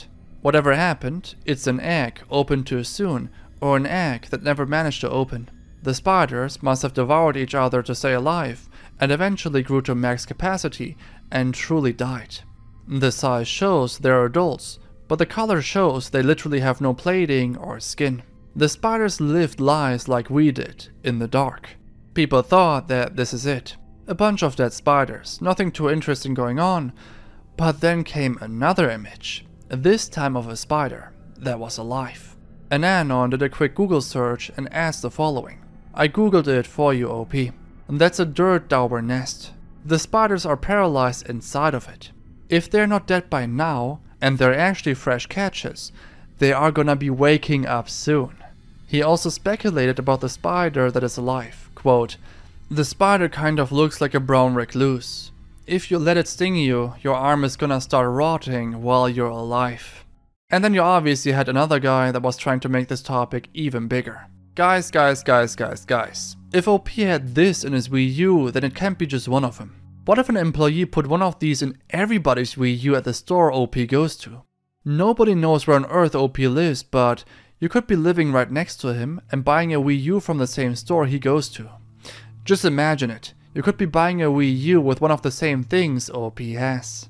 Another add-on pretty much summarizes what people added. Thank you. I don't think the threat is understanding the magnitude of the situation here. OP just opened a wasp nest. A wasp nest full of poisonous spiders. poisonous spiders that make your skin and flesh rot off if they bite you. They might not even have wasp larvae in them, in which case they are paralyzed and just awaiting to be awoken. Now, while all of these seem to be just speculations and theories, OP followed up with one final message reading, "OP here. They weren't dead and they started to move. I ran out of my house and called the exterminator. I'm posting from my cell phone." 4chan was created in 2003 by a 15-year-old named Christopher Poole, who went by the online pseudonym Moot. It began as a simple image-based bulletin board, where users could post and discuss pictures related to anime and manga. Ever since, it has grown into a sprawling online community, with boards dedicated to a wide variety of topics, from video games and music to politics and current events. One of the defining features of 4chan is its anonymity. Unlike other social media platforms, users don't have to create an account or provide any personal information in order to participate in discussions. This has made 4chan a breeding ground for controversial and often offensive content, as well as a breeding ground for internet memes and inside jokes. However, one topic, despite it being a huge rabbit hole, has been widely unknown. A cult that used 4chan to recruit members in real life. There is a 5 GB RAW file filled with information about the cult, which was shared on Anon files. And yes, I made a coverage on this topic already way back, but the video was quite lackluster in terms of quality and many people haven't seen it, so this will be a remake. I'm barely scratching the surface in this video, but I'll try to cover this forgotten piece of internet history as best as possible. The cult in question is called Cult of Saturn. Cult of Saturn has had some connections to Worlds.com, even though the 3D chat room didn't play a major role for this real-life cult, at least according to my research. In the following section, I want to quickly summarize main aspects of Worlds.com with regard to Cult of Saturn. Before we start with the main part, I want to state that the NextCL stuff is obviously not real, but it has connections to Cult of Saturn, which is definitely a real-life cult with ties to the internet, especially 4chan. Let's quickly refresh our memories of NextCL and the supposed cult within Worlds.com. There was a certain user in Worlds.com who would look for people that were fairly active in order to recruit them. In Worlds.com, you had a lot of freedom when it came to room creations. NextCL used this opportunity to fill a room with satanic symbolism and graphic imagery. He would take this to a more disturbing level, sending players audio files of supposed screams of burning animals. Even though you can clearly see in these screenshots how it must have looked like, there are barely any rooms from NextCL within Worlds.com, since all of it was just a troll. NextCL probably just set up the photos with his friends and wasn't actually building a cult from the ground up with random users. He probably even created the initial 4chan threads on the X-Files. Then there was another individual named Gimli. Gimli was an active user that also had followers. In order to join his rooms, you need to provide a mugshot of yourself. Gimli's rooms were filled with pictures of users, even explicit ones. There were also pictures of Gimli in the rooms. But as for Gimli, it really isn't a cult. It just seems to be some sort of strange fetish. There's nothing religious about it, it doesn't fulfill the criteria of a cult. We can pretty much summarize this entire segment by stating that neither NextCL nor Gimli had a cult going for them. The first one is a troll, and the second one seems to be a strange fetish group. So is there anything else related to Worlds.com? Anything that truly can be considered a cult? Well, I managed to get my hands on a 5 GB RAW file on AnonFiles.com, filled with information. I haven't seen so many archive threads, pictures and audio files about one single topic in a long time. It's a gigantic rabbit hole, and I'm willing to go through all of it. Welcome to the Cult of Saturn.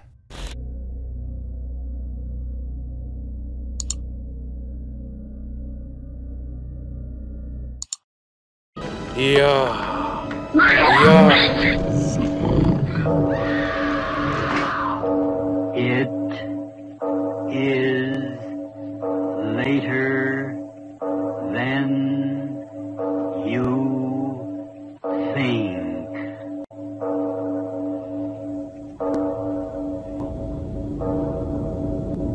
Turn out your lights now. Famroi Enklawana Kadulo Rali Fadaga. Famroi Enklawana Kadulo Rali Fadaga. Famroi Enklawana Kadulo Rali Fadaga. Since we're dealing with the biggest rabbit hole there is, it actually should be pretty easy to find out when it started. A lot of people claim to know how it all started, but with the given information I gathered, this cult didn't even start on the internet. I will talk about this in more detail later on. For now, let's go with the official introduction of this cult just for the sake of context.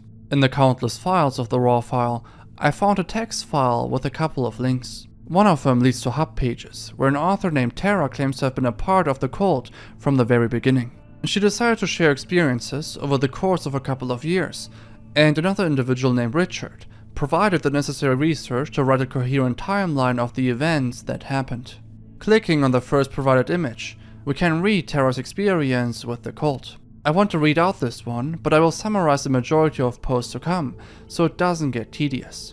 Also, this first one by Tara won't really be relevant for the rest of the information, but I thought to kick off the video, we should start with her experience. Quote, "My story starts when I met a guy called Christian McManus. Christian was this lovable, confused rebel type of guy who left a trail of angry girlfriends behind him. I think we had a mutual friend, and I wound up at a party in Finsbury Park that he was at. We dated for a bit, slept together a few times and sort of hung out. He was in a few grunge bands, and half connected to the hipster scene in East London. We used to hang around thrift shops in the middle of the afternoon, and he would tell me how substances had the power to open your third eye, and how all human affairs were linked to the planets and the stars, and how every culture had this archetype linked to the planet Saturn, and the symbolism of death and divorce as an essential part of life. I found it interesting. He never seemed like too much of a whack job. I should have known something was up with him back then, I guess. But he was my initial into this group who I became connected with. The start of the weirdness. Below, some of the warehouse parties I would hang with these guys. A lot of people recognizable in the story are here. Christian, Frank, Lucy, and Daniel. Below the images, Richard, one of the two individuals that were investigating this, shows screenshots of the origins of the cult. In the screenshots provided, one individual talks about the urban legend, where you can contact an Antichrist figure named Frank through the email address falseprophet@live.com.au. He explains how he stumbled upon it on a production jobs website named Manny.com. There was one job offer that had the following written on the subject line: idle hands wanted for mysterious job. The job description was quite vague, but it said that a new magazine called The False Prophet was opening, and they looked for creative people. After a few months, people who were recruited for the job talked about strange experiences they had with the job. The recruitment process was unorthodox and weird. Applicants would receive cryptic messages, and the responses would be sent to other applicants, creating a strange scenario where applicants were in direct contact with each other without actually meeting the person or the recruiter. Now, it is unknown if everything said by these people is true, but we'll get into this in more detail later on. Through this entire thing gaining more and more attention, things were fabricated, which makes it difficult to fully comprehend what actually happened. Anyway, the author of the thread talks about how his friend was a part of the cult and was asked to write a slanderous review about another applicant's work. Then, the same thing happened to him. An applicant wrote a slanderous review about his work. Finally, he apparently was given a phone number of that applicant, and he was told to ring him up and destroy him psychologically if he wanted to get the job. He refused to do so because it was too disturbing for him. Now, this experience in itself is not proof of anything, but people were claiming that similar stuff happened to them. On Facebook and other blog posts, people were describing how they were invited to interviews at untypical hours, only to find out that no one was there or that cryptic symbols had been left behind. Other people claim that they entered a building in Old Street, London for an interview, only to be locked in with the lights turned off and messed around with psychologically. Further, they were given a map, and they needed to travel to different locations to drop parcels off. People were speculating as to why the recruiter would do all of this. They came up with the conclusion that this procedure is linked to the movie Donnie Darko, which is rather mysterious in nature, as far as I remember. I watched it a few years ago, and I remember that certain scenes had a lot of symbolism going on, and there were a lot of theories surrounding the movie. Anyway, if you navigate to a certain point on the website of Donnie Darko, you would see the message, "To get to level 3, you must find the book of the key and the lock on your screen." There are probably multiple messages on how to get to level 2, but I couldn't find anything. Then some rumors started going around that if you contact Frank through his email, that you would be haunted down or whatever. I don't know why that made up stuff was circulating around, but through that, this entire thing became an urban legend, and most people forgot about it. So is this it? Just some urban legend that people created? Well, I wouldn't make a video if it was this lame, and I would certainly not waste multiple weeks of research and investigation. There's more. There's actually way more. Let's dive into chapter 2. For this chapter, it is important to mention that in the year 2012, there were huge debates going on whether the world will end or not. It was based off of the Mayan calendar, which you should be familiar with. Due to that, rumors and conspiracies were gaining more attention and hype than before. I'm mentioning all of this because it will maybe explain certain parts that will be discussed in the following. The Book of Key and Lock of Saturn is very hard to find online, even back then. There were 4chan threads of people asking for it, but others could just not provide it. People went out of their way to search for the book in most, if not all of the libraries in London, but without success. There was one page of the book circulating around the web, where some people claimed that this page here was a part of the Book of Key and Lock of Saturn. There was one person that uploaded a picture of that book. If this really is the book or not remains unknown. People look for this book even to this date in occult forums and online libraries. There was one person on 4chan that talked about the content of the book in detail, but there's no way to confirm his comments since barely, if any, claim the things he claims. More to this at the end of this chapter. In the raw file, there are a lot of things that could be related to the cult, but there is no definitive proof of it actually being related. X Fox is mentioned quite a bit of times, which was an open journal for people to post experiences of synchronicity. Synchronicity is defined as a meaningful occurrence of unrelated events with no causal relation. This thread eventually went from very casual things to ghost stories, occultism, etc., leaving Anon so stressed out by all of it that they went insane and seek psychological help. To what extent you want to believe all of this is up to you, but people make connections from these kind of threads to Cult of Saturn. One in particular is fairly interesting. On X Library, there was an individual named Attila that was associated with Frank and the cult. The screenshot is maybe hard to read, but Attila mentioned the Book of Lock and Key and was accused of being a member of the cult, but without any follow-up. Anyway, let's return to the hub pages and Tara's point of view. In one image post, she talks about her first encounter with Frank. She was a part of a small group of people who were performing occultism, and she eventually realized that she is a part of a cult. An individual named Lucy introduced Tara to Frank Webster. Frank made a sociopathic impression to her, and she also realized that Lucy was worshipping Frank. Frank was everything for Lucy. Lucy was also the first person that planned to take this cult online with viral marketing. If you do a bit of research on this, you can find pictures of Lucy and also 4chan threads from her, or at least posts mentioning her. But Tara often indicates that Frank was an alright guy, and the tasks he would give them were fun to do and rather casual. They were spraying the symbols on walls in London, and they went on the street in London and recruited 30 people in one day. No one really took it seriously with the exception of Lucy and Frank. One should keep in mind that this cult went through a lot of changes over the course of years. While what Tara describes are the initial stages of the cult in 2010, the cult went through a lot of changes when it became more and more online. Tara mentions that the cult had an anarchic party vibe, but this changed drastically even in less than 2 years. In 2012, the false prophet hype was really taking off. This must have been at the time when Frank and Lucy were doing their biggest viral promotions. You could find multiple forum posts in different languages talking about the websites. To spice things up, there was a countdown on the 21st of December 2012 from all over the world. The countdown was somehow connected to the idle hands. So this countdown served as a big recruiting chance for the cult, building up enough hype with the countdown, and in the end, people getting recruited. It's certainly a brilliant marketing scheme. People nowadays don't even put in that much amount of effort into their ARGs, which is quite a shame to be honest. Tara goes more into detail about the cult members and the cult itself. She talks about how it all started out as an ironic and fun group, but it always was spiritual. They talked about geometry, the flower of life, Greek gods, and Saturnalia. She also claims to have eavesdropped a conversation from Frank and Lucy, where they were having a very serious conversation about how they could open portals, and saying other cryptic stuff. The cult also got way more serious around this time. The cult would take over a couple of warehouses and would have guards and passwords to avoid intruders. The priorities within the cult also shifted, and Lucy started to create an ARG online. I also talked to a few individuals throughout my research, and they all were extremely convinced that this entire thing is just an ARG to promote Frank's work. But with the given context that I just presented, we know that this is not just an ARG. This indeed was a group that turned into a full cult and tried to expand online by pretending to be an ARG.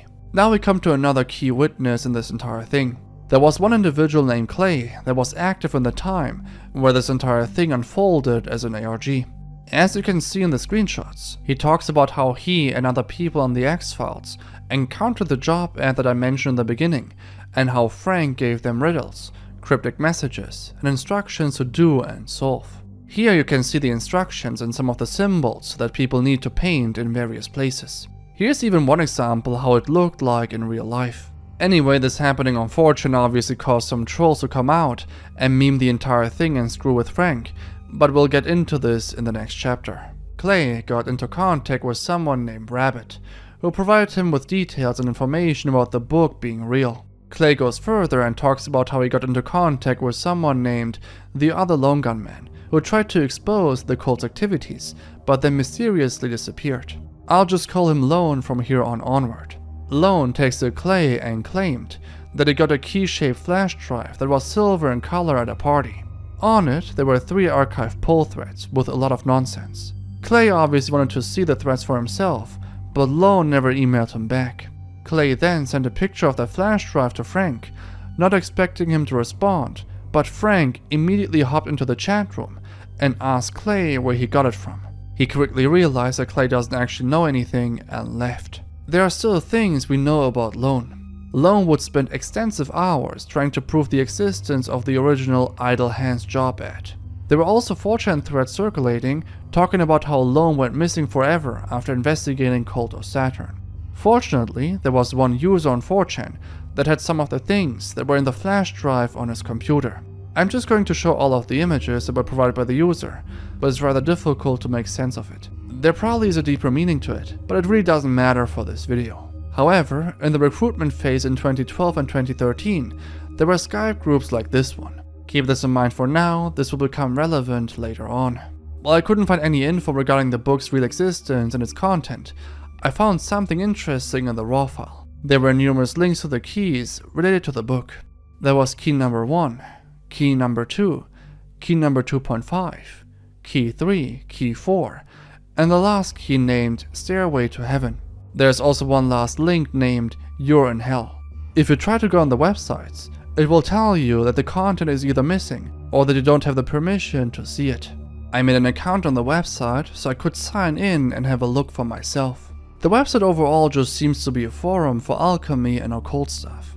Nevertheless, there were things related to the Book of Key and Lock, and people were discussing it. I managed to find the one and only thread on the forum where this is even discussed to this date, which extremely surprised me because the cult vanished since 2012. Anyway, the thread contained the content of the first key, which were multiple riddles and questions. The user that wrote the post refers to other threads, which I didn't have access to or which I simply couldn't find.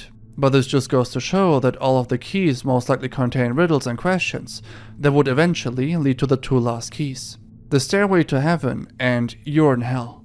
What actually happens when you reach the 2 last keys is unknown, since no one made it that far. I want to conclude this segment by stating that this thread is pretty much the only information we have regarding the Book of Key and Lock. The other keys may also be on the forum, but I was unable to find them. Interestingly enough, there's another cult tied into this. A cult strongly related, if not even the opposition of Cult of Saturn. To call the cult very unique would be an understatement. The cult is called the Cult of Mars. This will only be a very short chapter, since there isn't a lot of information on this, but it is still relevant for this topic. Well, there's actually another group tied into this. They called themselves the Cult of Mars. They popped up in 2013 and were active mainly on 4chan. They would make a wanted poster of Frank Webster, create a card for him and their own cult leader named Marzipan, and even went so far to create this introductory page of Frank to just make fun of him. But there's not a whole lot more about this group. This pretty much happened in the time where Cult of Saturn almost disappeared. Cult of Mars was pretty much the finishing blow, so to say. Well, what happened to Cult of Saturn after 2013? Did they vanish, or did they just move on? Well, this is where Walls.com gets interesting. I mentioned Walls.com in the beginning already, and how it is tied with Cult of Saturn in one way or another.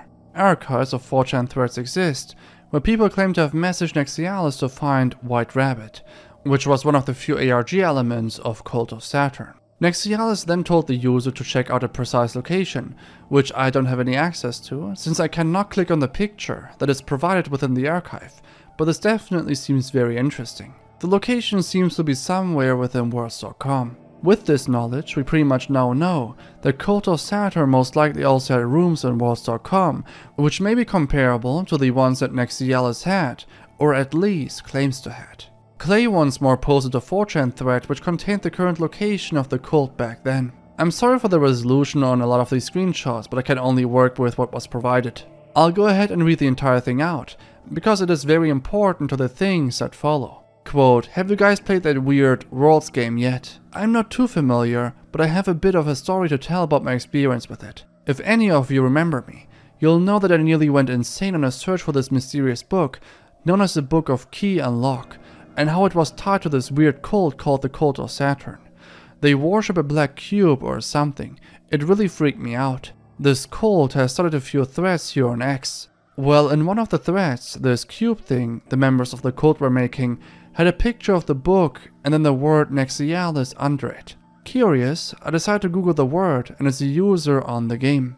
There are a few other folks who are searching for this book with me, and they claim that this user seems familiar with the book. If you're interested in helping me discover a rare and hidden book of the occult that holds secrets to alchemy, demonology, and secrets of the universe, then help me on my quest and try to harass this Nexialis player. Find out what he knows. We can't let this chance pass us by. If I've piqued your interest but you have no idea what I'm talking about, keep this post alive. I'll give a more thorough explanation of the book and my troubles that I've had searching for it, along with everything else I know about. The book has some weird rituals that have been the cause of some big events and could end up causing the big event. Stick around, things are going to get interesting in this thread.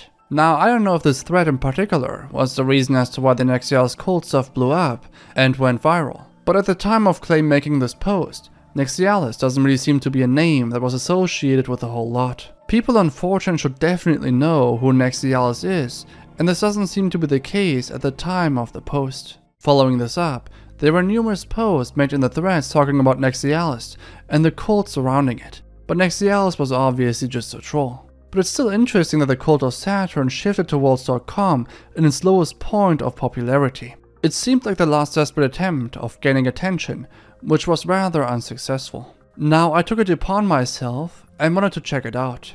Is there anything related to Cult of Saturn in the 3D chat room Worlds.com? I decided to quickly create an account and download it. When you join Worlds.com, you can only visit one server and one server only, called the World server. There, you see the lobby with pretty much every user on the server. There are barely people still active in Worlds, so it's very hard to gather information on there. When we look back into one of the text files that were available in the raw file, it clearly said that one should just join Worlds.com and ask for Nexialis, Cult of Saturn, the Book of Key and Lock, etc. to find out more about it. I know that the cult was defunct already, but I was optimistic. When I asked around, the users didn't really know what I was talking about and didn't really take it seriously. Now, I don't know if this is fake, but there was actually one user named Jimly on the server at the time. I talked about Jimly in the beginning of the video, but this is actually very interesting. At the time of recording, I didn't even realize that I was chatting with him. I was so focused on getting info on the cult that I was just not paying enough attention. So there might be even more to discover in Worlds.com, even today. I don't know if Jimly still creates rooms, but he seems to be still active on the server. After questioning them for multiple minutes, one user told me that he exactly knows what I'm talking about. A Slenderman was one user that knew about Cult of Saturn, and I started to ask him a couple of questions. He said that he was not a member of the cult, but he knew of Frank Webster and was active during the time the cult was active online.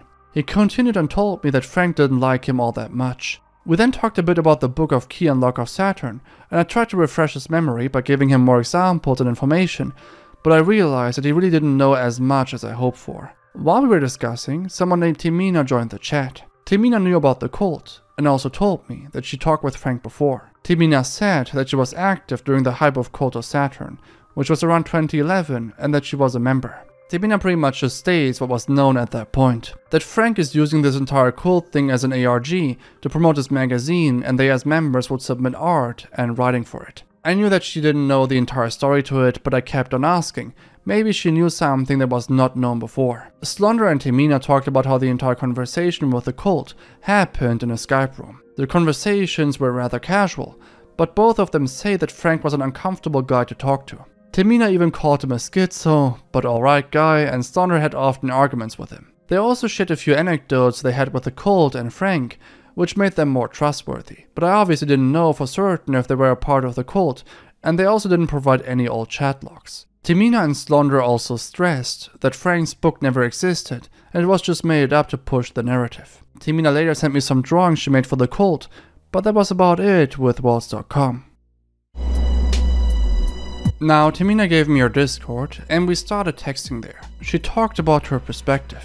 Timina talked about how she discovered the cult through 4chan and emailed Frank in order to be accepted. She then joined a Skype group with others, and they got cryptic messages and tasks, which then later turned into a creative chill group, where everybody would draw or write stuff that would later be posted on the False Prophet website, Frank's magazine. She gave me some links here and there showing that Frank was even active in 2016, even though the cult had long dissolved.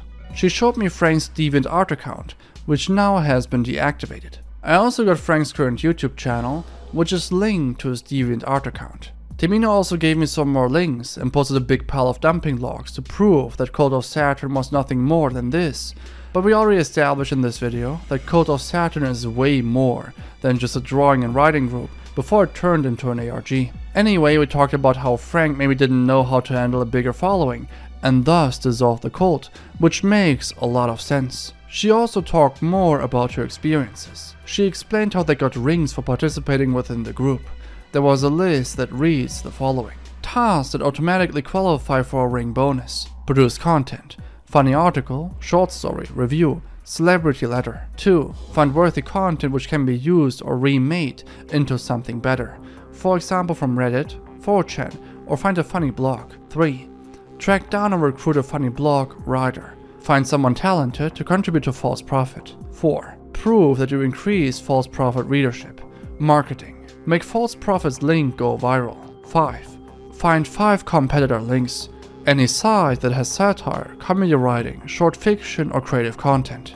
Stuff like this obviously discredits the entire thing as a cult immediately, which gives me the impression that Frank just didn't really understand how to lead a cult with a larger following successfully. All in all, through Timina and Slenderman, we got a different perspective to this entire topic. We got the perspective of the people that stumbled across this cult, where it was seemingly only an ARG, and this greatly differs from Tara's and Rich's narrative. This information that I gathered through research and interviewing former cult members helps us to understand how Frank functioned and worked as a cult leader, and allows us to see this topic in a bigger frame.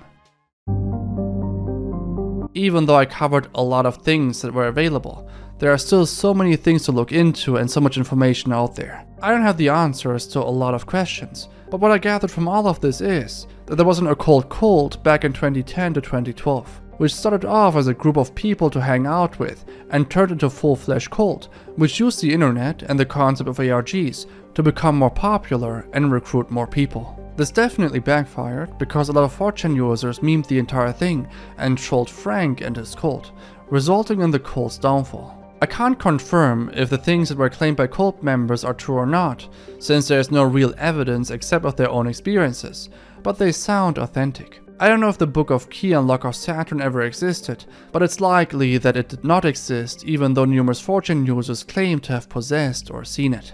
Overall, Cult of Saturn is a piece of internet history that was forgotten for the most part, even though it is certainly the biggest rabbit hole on the internet I know of. Volcorp is a topic that has been widely covered by bigger YouTubers like Some Ordinary Gamers, Scare Theater, and Nexpo. I think the majority of my viewers should also be familiar with this topic. Some truly horrific videos are associated with WorldCorp. That's why Nexpo even calls it the darkest internet mystery. In this video, I will talk about what the origins of the Dreamer Heaven, fatherhood, and Each Day I Grow Some More videos truly are. I will talk about who made these videos, and will fully solve the entire mystery surrounding WorldCorp. I also want to thank Jorge for joining me on this.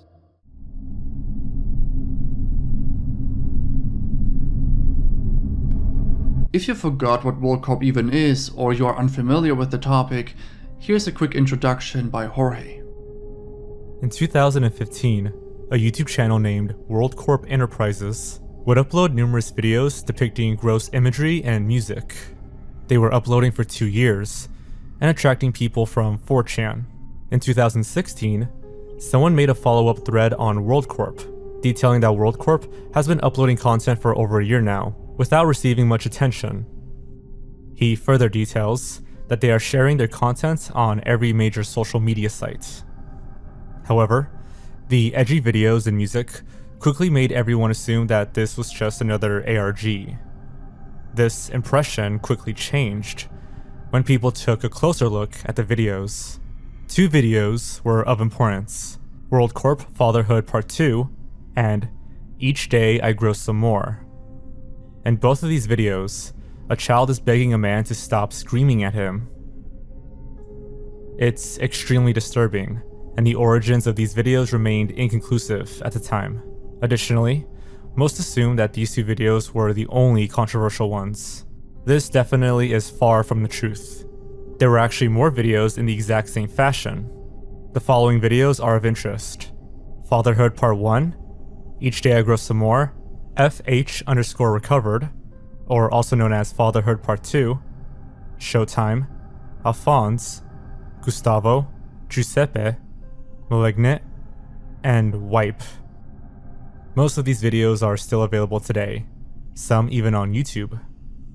The Each Day I Grow Some More video was also part of one of Silva Gunner's videos. Silva Gunner is a YouTube channel who runs ARGs. At the time, he was running an ARG and included the Each Day I Grow Some More video from WorldCorp in one of his videos. After he received comments from concerned viewers about the clip, Silva Gunner claims that there is nothing to worry about, since the video shown was fake. Through Silva Gunner, these videos gained a lot of attention. Eventually, an anon shared on 4chan that he somewhat knew the source of the screaming in both videos, and that the people behind WorldCorp are also aware of it. So to clarify, WorldCorp is saying that these videos are real, whereas Silva Gunner denies it. To be fair, Silva Gunner seems to have taken the clip to promote his own ARG. He wasn't aware of the origin of the video. All of this has been covered by Nexpo before.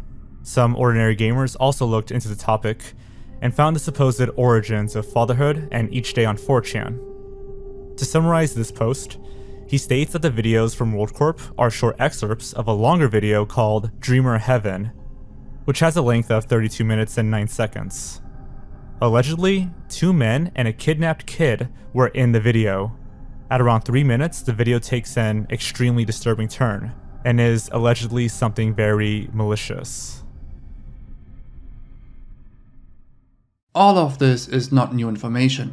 This has been mostly covered by other channels here on YouTube.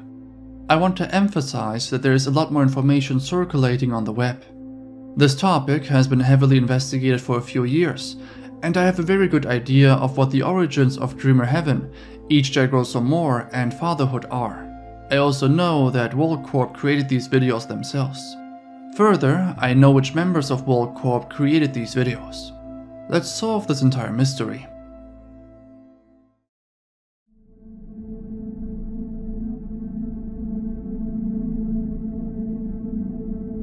The interesting part about WorldCorp isn't the ARG aspect of it. Actually, WorldCorp was never intended to be an ARG, but more to that in a moment. The interesting part about this topic are the videos Each Day I Grow Some More, which we'll refer to as Each Day moving forward, Fatherhood Part 2, and Dreamer Heaven. These videos are of interest because these videos were widely shared on different social media sites and covered by bigger YouTube channels. All of the other videos that also are of interest were only available on the World Corp website. That's why they weren't really in the conversation. There are additional videos that depict the same disturbing content that can be seen in the other videos. In the following, I want to talk about these videos. Let's start off with the videos in question. Each day seems to have been recorded in a bathroom. There's a light source, maybe a flashlight. The guy screams the Caillou theme song. The child can be heard screaming. The screams are truly horrifying. The guy then apparently says, "You have a nice body," or something similar. I know this is raising huge red flags, and it's easy to jump to conclusions by just listening to this, but let's just keep this in mind for now. Fatherhood Part 2, or also known as FH Recovered, and Fatherhood Part 1 are very similar. They depict a minor being yelled at by a guy. It's hard to understand what he's saying here, but the guy says something along the lines of, "That will teach ya." Let's talk about the remaining videos that are also very similar to these three. Alphonse, Gustave, and Giuseppe are all 3-second videos. They depict a child with a bag over their head being dragged. Showtime depicts two guys yelling at the minor. They also have a strobe light in the video. Malignant is pretty much one of the most graphic videos. It depicts probably the child in feces in a shower. The location in this video seems to be the same one that was used in all of the other videos. Now we come to the most unorthodox video. It's called YP. This is drastically different from every other video I mentioned so far. While the videos I talked about contained mostly verbal abuse, this one is definitely physical. It depicts a man in a suit beating what looks like an underage person with a belt. There's a pretty detailed description of YP made by one user on Discord. I won't read it out, but this seems very accurate and lines up with the information I have seen from others. This isn't comparable to a random description from a random 4chan user. YP was a video that a few people have seen. Here on Reddit, for instance, someone describes the video in the same fashion, even though it is less detailed. In one of the archive directories on the World Corp website, we can see proof of YP existing. And there's a 3GP, PNG, and an MP4 file of YP. Like I mentioned prior, this seems to be the only video that was taken from somewhere else. So it wasn't an original video created by World Corp. YP is now lost media. I received a screenshot from the video, but that's about it. Here's a huge list with all of World Corp's videos. I won't cover most of these in this video, because they aren't relevant for the investigation. Some of these are also lost media now. I don't want to start with the analysis and origins of the aforementioned videos just yet. We lack context that will be more than necessary to understand why I'm convinced that almost none of these videos are inherently malicious in nature. Well, except of YP.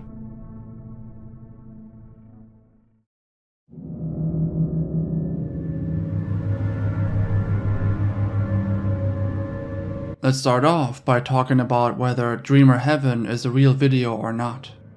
To make it short, Dreamer Heaven is a real video, but it is not what you think it is. Dreamer Heaven and Showtime are the same video.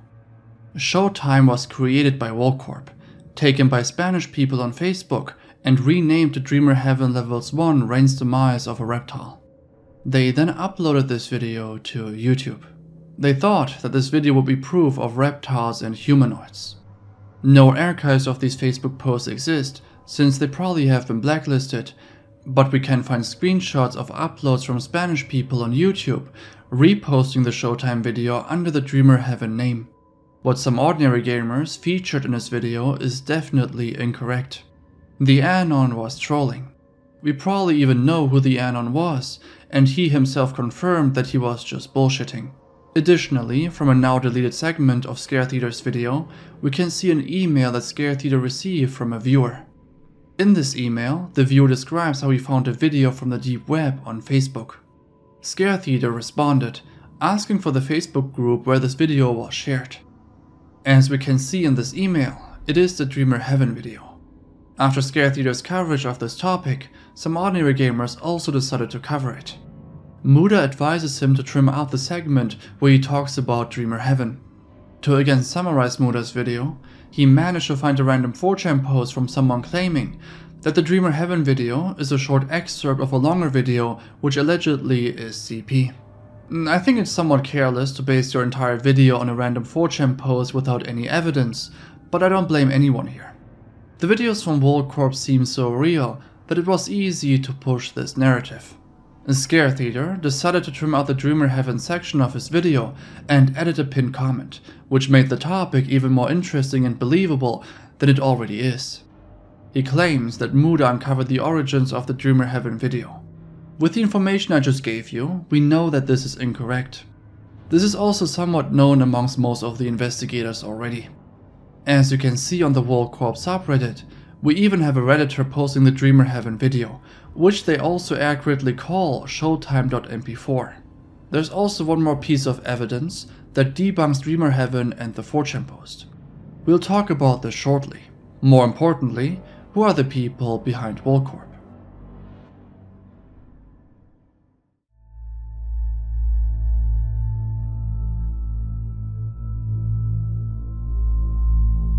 After the Dreamer Heaven video started circulating around the web, Volcorp decided to delete their website and their own Discord server. They also removed most of their songs on their SoundCloud. After the Volcorp website became inactive, a new rap group appeared out of nowhere. It was a group of people called Autistic Boys Money Clan, or short ABMC. This group consisted of the following members: Money Goblin, Jet Neptune, Low Poly Priest, and Skellamane. Some of these people created Volcorp. How do I know this? Well, they themselves linked to their SoundCloud and YouTube channel on the official Volcorp website. On a video from 2017 called Community Hour Episode 5, Del I'm Back, we can see the following frame if we stop the video at 4 seconds. The text shows Volcorp Enterprises. This was uploaded on the official ABMC YouTube channel. After the coverages of Nexpo, Muda and Scare Theater, someone made a thread on Muda's subreddit. And this user claims that someone in the comment sections was trying to convince others that the videos in question are fake. They then hopped onto a chat room to talk a bit more. There, the guy shared a link to the creators of Volcorp, and he also claims that Each Day and Fatherhood are fake. The problem is, some of the things he claims in these screenshots are definitely wrong. Dreamer Heaven was never taken from the dark web. It was a video called Showtime and was just retitled. He also didn't provide any evidence as to why the Each Day and Fatherhood videos are fake, and his explanation seems unbelievable. However, this was pretty much the first real mention of ABMC. People therefore compared the voices of a guy named Money Goblin from the song Soldier of Fortune with the song Wheeze by Volcorp Enterprises. The voices were nearly identical. There's even more evidence as to why ABMC is behind Volcorp, but we'll get into this in a moment. It's no secret that ABMC, specifically a guy named Money Goblin and Jet Neptune, are the creators of Volcorp. There's another group involved called Money Chat. The following lead doesn't play a huge role for this investigation, but for the sake of covering this topic in its entirety, we should talk about Money Chat. Money Chat is a group that existed prior to Volcorp. Money Goblin was a part of Money Chat prior to Volcorp. A guy named Chat, who seems to be the most active person from Money Chat, told others what their problem with Volcorp is. Money Chat claims that Volcorp is stealing their designs, videos, and art styles. Here's a video from Money Chat recording Money Goblin and Jet Neptune on the street.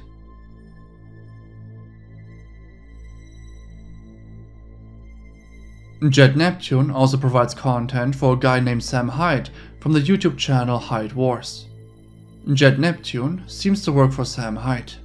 This becomes clear when we look at his Instagram account. Here, he posted a picture with iDubbbz for a video on the Hyde Wars channel called The Truth About iDubbbz. So Jet Neptune seems to have moved on from his time in Volcorp, whereas Money Goblin seems to have given up on his online presence altogether.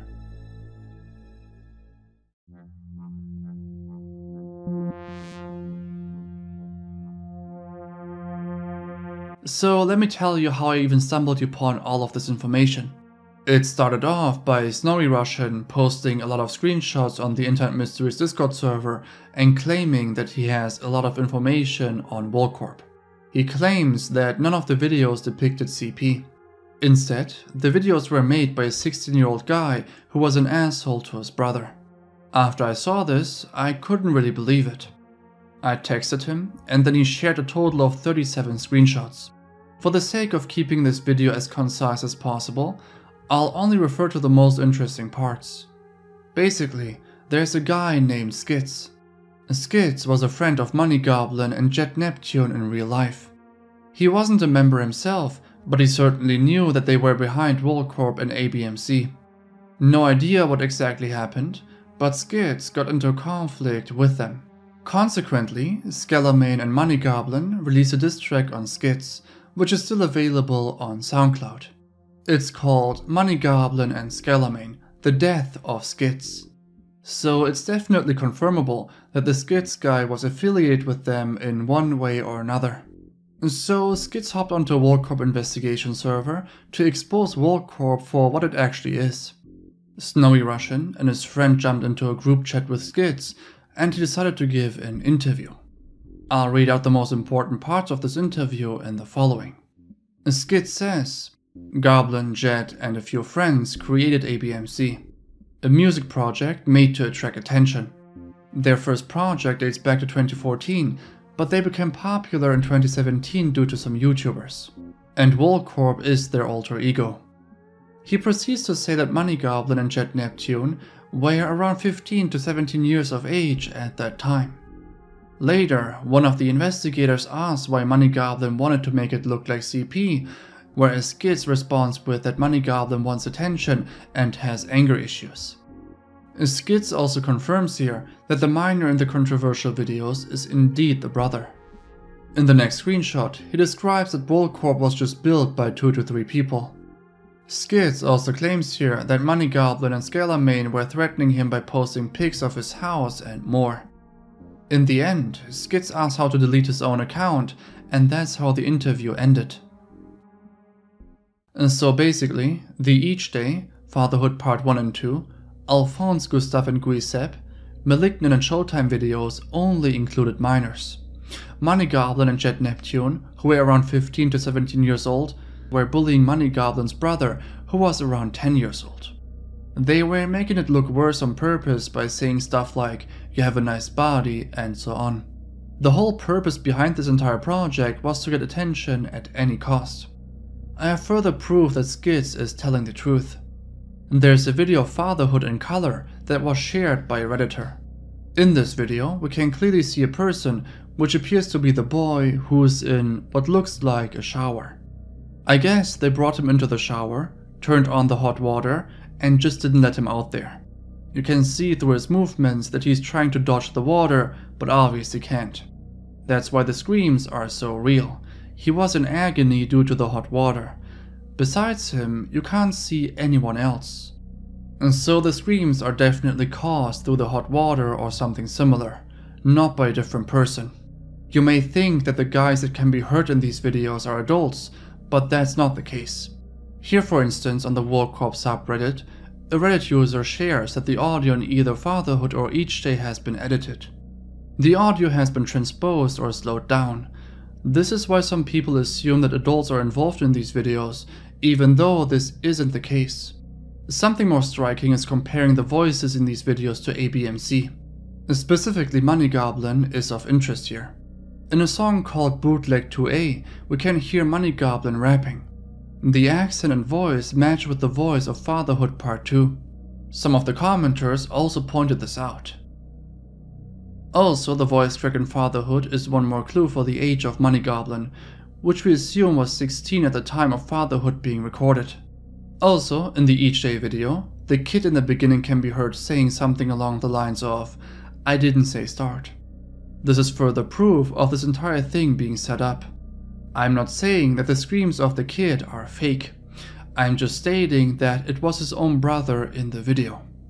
Additionally, here's also a comment from a Volcorp member who debunks the Volcorp videos and also says that he was the anon that made the 4chan comment regarding Dreamer Heaven.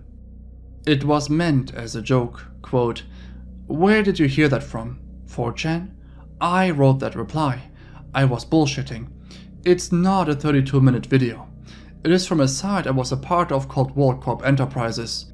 If it makes you feel better, the videos are fake. It's meant to scare you just like the site. The kid screaming in these videos is just the guy's little brother. The original name of the video is called Showtime. I can't believe it caught on like this.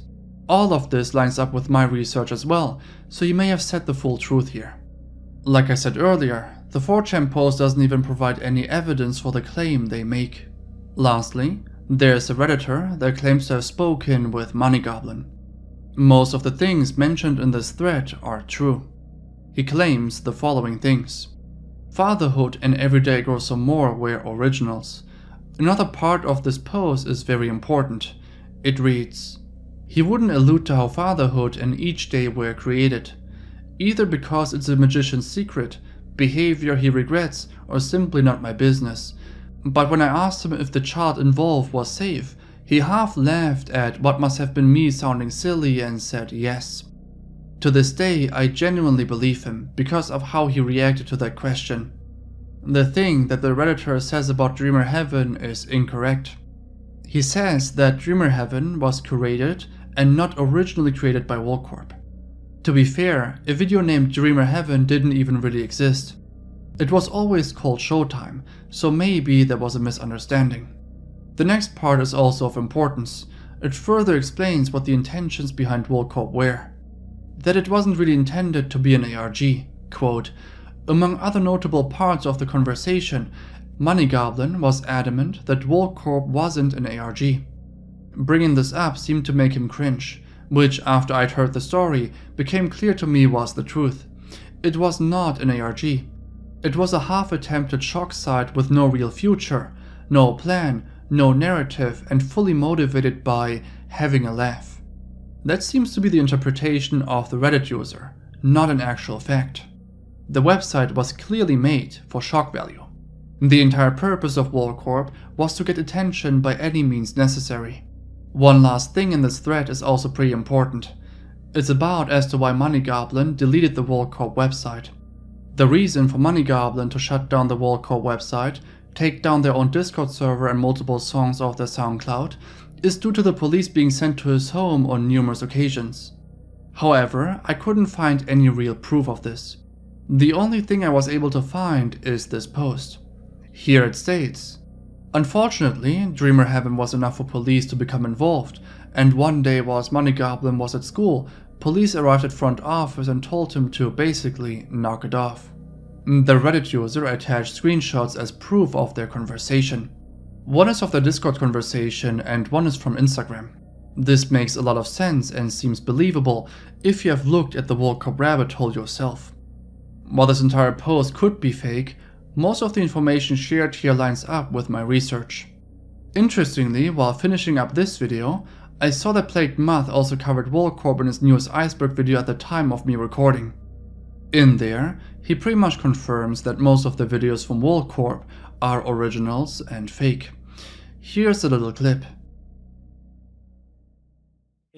Just for a long time for many reasons, but the whole fascination never really hit for me when it was popular. Why? Because it felt fucking off. The allegation is that at least 2 videos posted to their website and even the YouTube at one point were made using cut child exploitation material. So of course it felt off, but that's not what I mean. I'm about to do something that I'd never thought I would, but I'm gonna point out some BS from like Mudahar, Nexpo, and Scare Theater, and it's nothing personal towards them, but I mean, knowing what you know when you make certain videos at the time, we all have a little bit of misinfo spread, I feel, in this kind of commentary. We're here talking about WorldCorp, and, you know, all their videos, all of them, literally all of them are fake. Okay, there's no cuts, CSEM. And how do I know this? Simply put, correspondence between me and WorldCorp has revealed how they made their shit, and literally it was the little brother of another group. And it was an edgy marketing stunt. It was something that they made a poor decision on, and they're really trying to move away from. And they get really, really upset, apparently, when content creators like myself, at least with a large audience, can actually, you know, just spew out this misinformation based on other people's videos. And if you really even look at my roll court videos, I'll be perfectly honest with you. From my perspective, it's almost like I'm rinsing and repeating what other people have said. And it's really, we don't know. And it's spooky.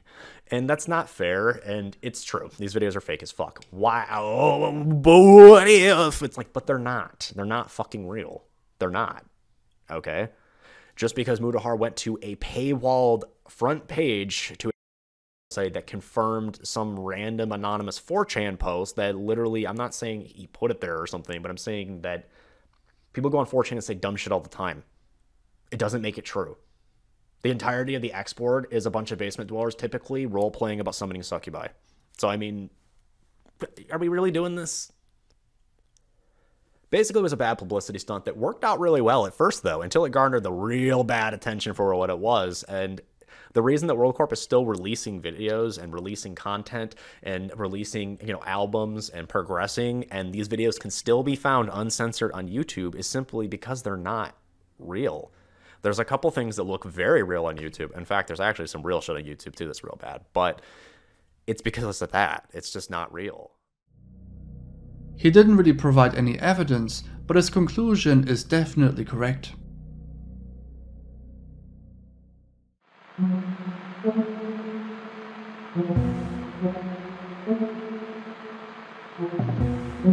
In conclusion, WorldCorp was a project created with the sole purpose of gaining attention through shock value.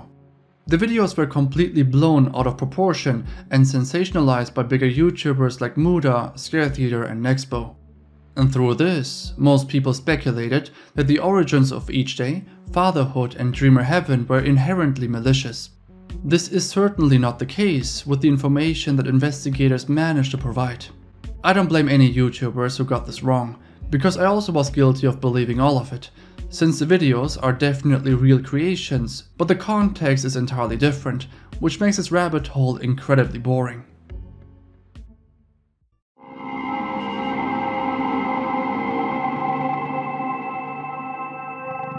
This brings us to topic 5, erratas. This is a bigger rabbit hole, so this will take some time to digest. In 2015, an anon on 4chan told the strange story about a strange search term, erratas, that pushed many others that were investigating this into a rabbit hole. The anon on the X-Files talks about this lady he knew and about how she got a job from an agency. While working a job, she had a tape gun that said erratas on it. The man she was working with told her to get rid of it, and that apparently the man had a job once to write up code flagging any employee that searched for erratas. This means if you search up erratas at work, you would get fired. Following this post, there was another thread saying the following, quote, "Did anyone here have any software IT jobs on the East Coast between 2000 and 2010 or so?" I asked because a few people I know from that time and area have talked about some sort of sketchy HR related program called erratas, and I'm wondering if I can find any information about it. Not strictly paranormal related, but disturbing, and I believe I saw someone on X mention it before. So if that anon is here, please post. The most essential piece of information came in an hour later. It reads, "From what I understand, it was something that allowed some specific third-party company unconditional access to employee information. Employees who included erratas in search terms or asked about it would get fired or placed in non-computer departments. I believe UPS, Unilever and Ecolab were part of the system." In 2016, another anon made a post, this time on the music board on 4chan. Unlike the other posts, here we just have a quick mention of erratas and a discussion about the band KFC Murder Chicks. Attached was a link to a YouTube channel named Todd Ellsworth. He had a few songs on the channel. I won't show the music here, but it's honestly nothing creepy. The description included the word erratas, seemingly for no reason. There is another video on the channel named DJ Roswell, which will be important for later. After a while, again, a thread on the music board was created. This time, someone sharing a few links to obscure music, one of them gaining more attention than the rest, called Deep Internet. The song was uploaded on the channel Chronos for Life Jurassic Park. One of the videos on the channel was titled Here Goes Nothing, asking his viewers if they are familiar with erratas. In the description, he also states that he wants to see if his video gets flagged for mentioning erratas. All of his videos are in extremely poor quality, usually in 144p. The reason behind this is to avoid getting his content removed for mentioning erratas. Obviously, all of this sparked a lot of interest, convincing Anons to dig deeper. Meanwhile, Chronos for Life uploaded his last video, answering questions from Anons. Chronos explains that erratas was a copyright software flagging certain words and phrases. And turning on the automated captions on the Here Goes Nothing video results in the following. First one states, overthrow the government, and the second one gives us an address. Keep in mind that this was not featured in the video itself. Also keep in mind that you cannot create automated captions yourself. These are provided by YouTube. This obviously convinced a lot of people that all of this is real. Interestingly, the captions changed. Going on the video now will not show the same two phrases shown before. This is likely due to YouTube always improving their auto-generated captions, thus the change. And the initial captions were probably just randomly generated, but it's still strange that the captions depict this address. KFC was founded in Corbin, Kentucky, the same address that is shown in the captions of the video. KFC Merge Chick's hometown is also Corbin, Kentucky, which is visible on their fan page. The connections are too clear to just be a coincidence, at least at first glance. Additionally, people managed to track down a Twitter account with the handle Erratas or Bust with the name Todd Ellsworth. On there, the first ever post is this image. I am pretty sure that most of you saw this image before. It's from a Hawaiian rape suspect, which dates back over a decade ago. This image was later always connected with erratas. If you talked about erratas, you would usually have this image in mind. The last lead was a YouTuber and 4chan'er vanishing that discussed erratas. In 2019, multiple YouTubers covered the topic, but there was no clear solution to erratas. Even though this topic seems very mysterious, this topic got solved in 2020. I mentioned DJ Roswell earlier, which was featured on Chronos for Life's channel. Roswell in fact fabricated erratas, but why? On the spectrum, DJ Roswell gave an interview confirming that erratas was just an ARG to promote his band KFC Merchix. It reads, the whole ARG thing was around 2015 or 2016. Long story short, I was depressed. I didn't have a job, and I was in a weird place where I didn't feel confident in the music itself. I also felt like it needed a gimmick to go along with it to make it more well known, and figured a spooky internet mystery or ARG would do the trick. It honestly came from a very cynical and not very artistic place, looking back. It was exciting early on, and I would definitely check in once a day to see what people were saying, and then deliberately pivot in a different direction from where they thought the clues would lead. But then I got a full-time job, and that left me with way less time to do anything related to the ARG, and I kind of lost interest. And when it really blew up later, I was amused at first, but then gradually grew more weirded out. The narrators of these videos did all the speculating about me, but never actually just contacted me to say, hey, you're an actual person. Is it cool if we mention you specifically? It rubbed me the wrong way back then, but that's karma, I suppose. I still get at least 2 or 3 DMs a week about erratas, and usually ignore them unless it's a person who seems really freaked out or scared by it. I always make sure to tell them it's not real at all and never was. I don't want to freak people out like that.